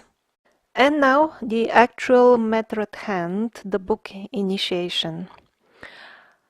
So I was reading in the beginning and I really liked everything about it. I thought, finally, another genuine channeled material. Of course, I noticed a little bit that it was strange. Okay, the lady, the main character, she remembered her past lives, but so did her husband and even her son. So everybody in the family remembers with such an ease.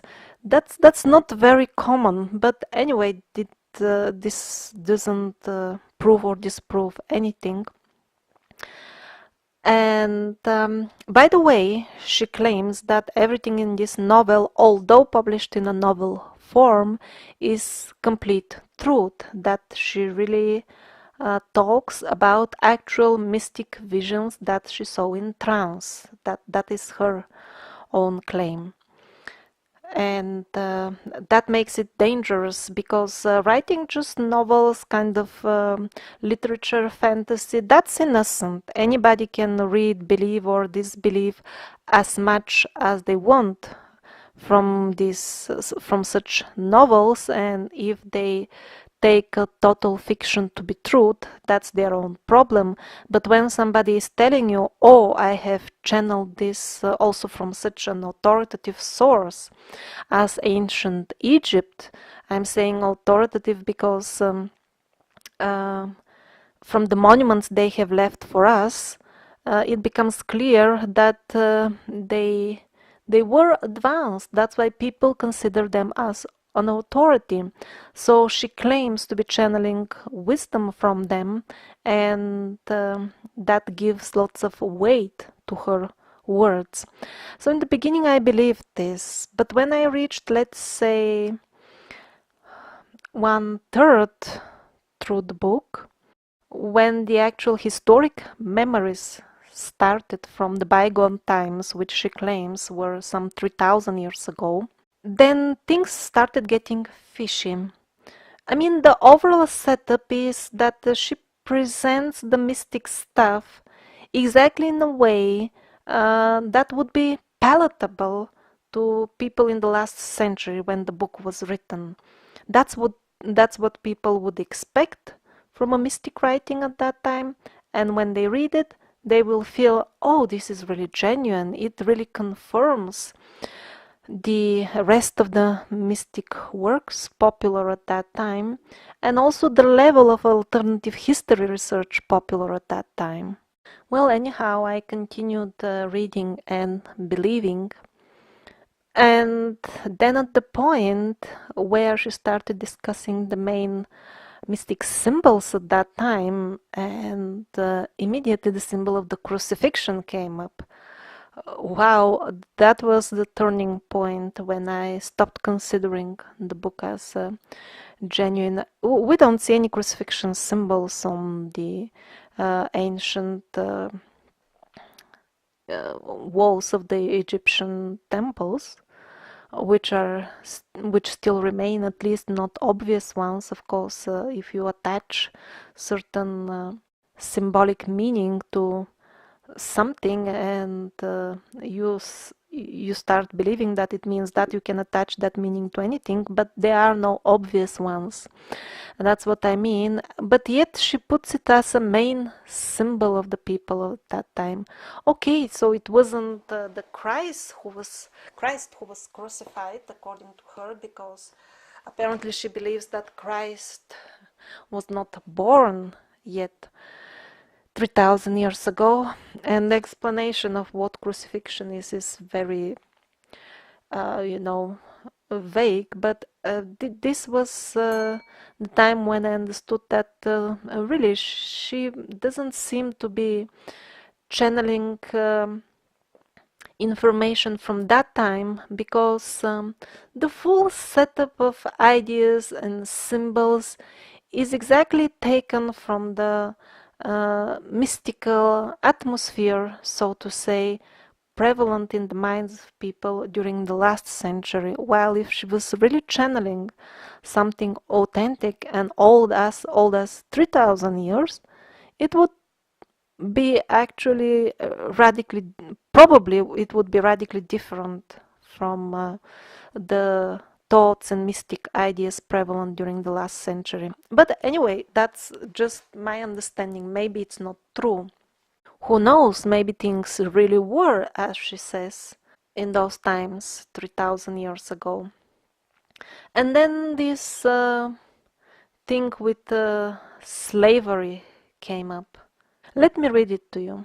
These are the words supposedly spoken by a priest to her in her faraway distant life when she was a daughter of a pharaoh, supposedly. So the head priest was telling at that time about the future times, which happen to be our times. So he says, they will be greatly puzzled at how our slaves, working only by hand, have been able to cut stone so precisely. Because the sons of men make slaves of their fellow men, they will believe that we too have put slaves to work. So this kind of implies that they didn't have slaves at that time. because he says the son of man, that means ordinary people, not like them, the priest and this daughter of a pharaoh who had elongated skulls and had somewhat more divine blood mixture flowing in their veins. That's the story in the book.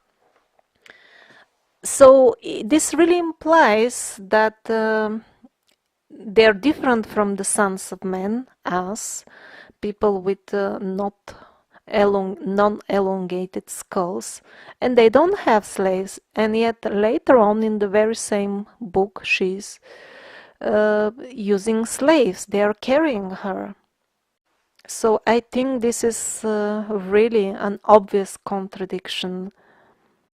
And at that point, actually, I even abandoned reading the book halfway through. Also, the description of the demise of Atlantis was exactly as the most popular scenario prevalent in the last century, which again is not a direct proof or disproof of anything, but just I'm sharing my impressions that initially I was very happy with the book, but now I see very little chance that it is a genuinely channeled material.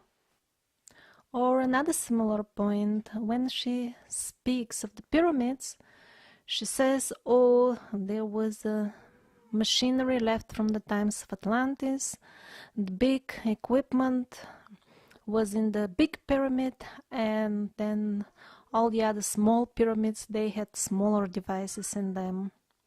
Well, this full setup of one big pyramid and just smaller ones all around in the kingdom, this is the general perspective of a modern man or a modern tourist.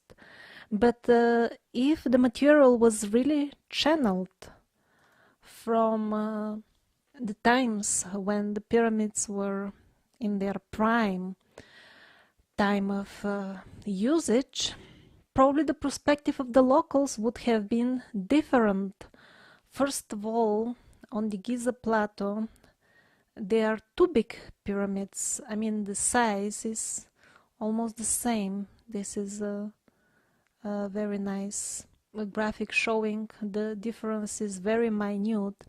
And also, in addition to that, there is a pyramid that is now probably blown up, or we don't know for what reason. Only the basis has remained at the place called Abu Rawash. According to some, it was even taller than what we now call the Great Pyramid of Giza. Well, maybe that's not true, but in any case, everybody agrees that it was more or less the same size. And since it is not even in the Giza plateau, the difference would be so small that they would look the same for a person who sees the one as it is and then in a few hours sees the others.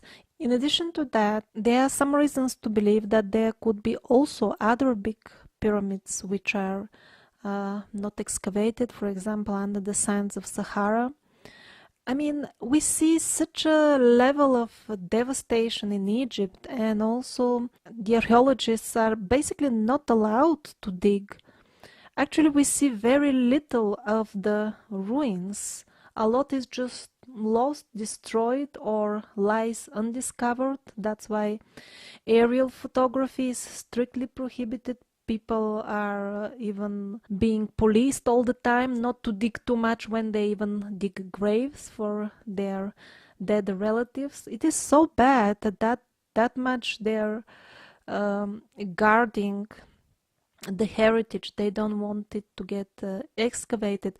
So the setup that she's presenting, basically one big pyramid and small around, this is what we see now. I would expect something radically different if she was really seeing it with those eyes in the antiquity.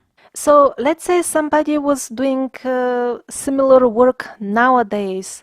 They would put in the list of mysteries unavoidably more modern mysteries like the underground tunnels. For example, the labyrinth of Hawara is a modern mystery, so to say. People speak about it only lately, but if it was so famous 100 years ago, probably Elizabeth Hyde would include it in her book as one of the main repositories of technology that has been saved from Atlantis. In case she is just making up the full story, of which I'm not perfectly convinced, but just seems to be the case to me. If you find something that has escaped my attention, I actually didn't even read the rest of the book. You're most welcome to share your observations on the forum. And here comes the most puzzling question, at least for me.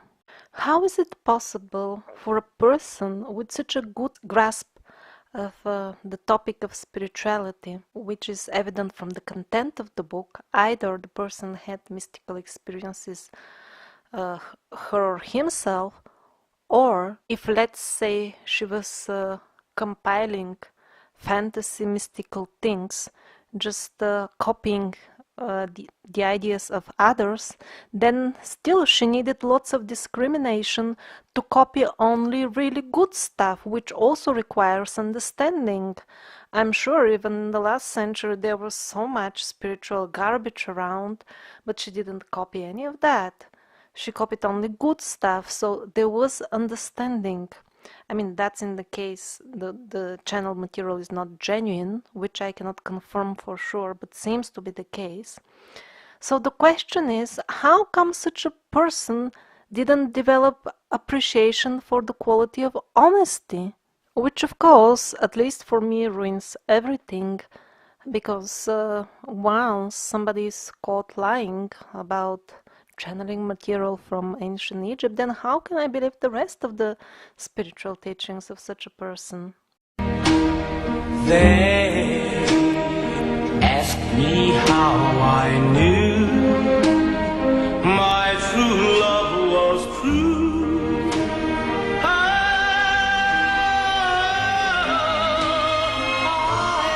must reply, something here inside cannot be denied.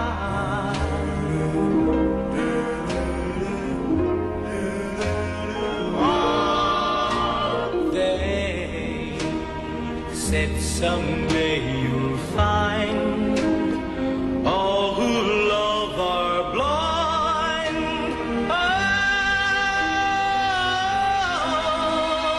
when your heart's on fire, you must realize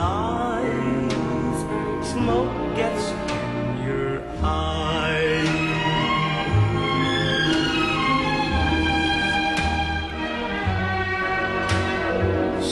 I chair them and I gaily laugh to think they could doubt my love. Yet today my love has flown away. I am without my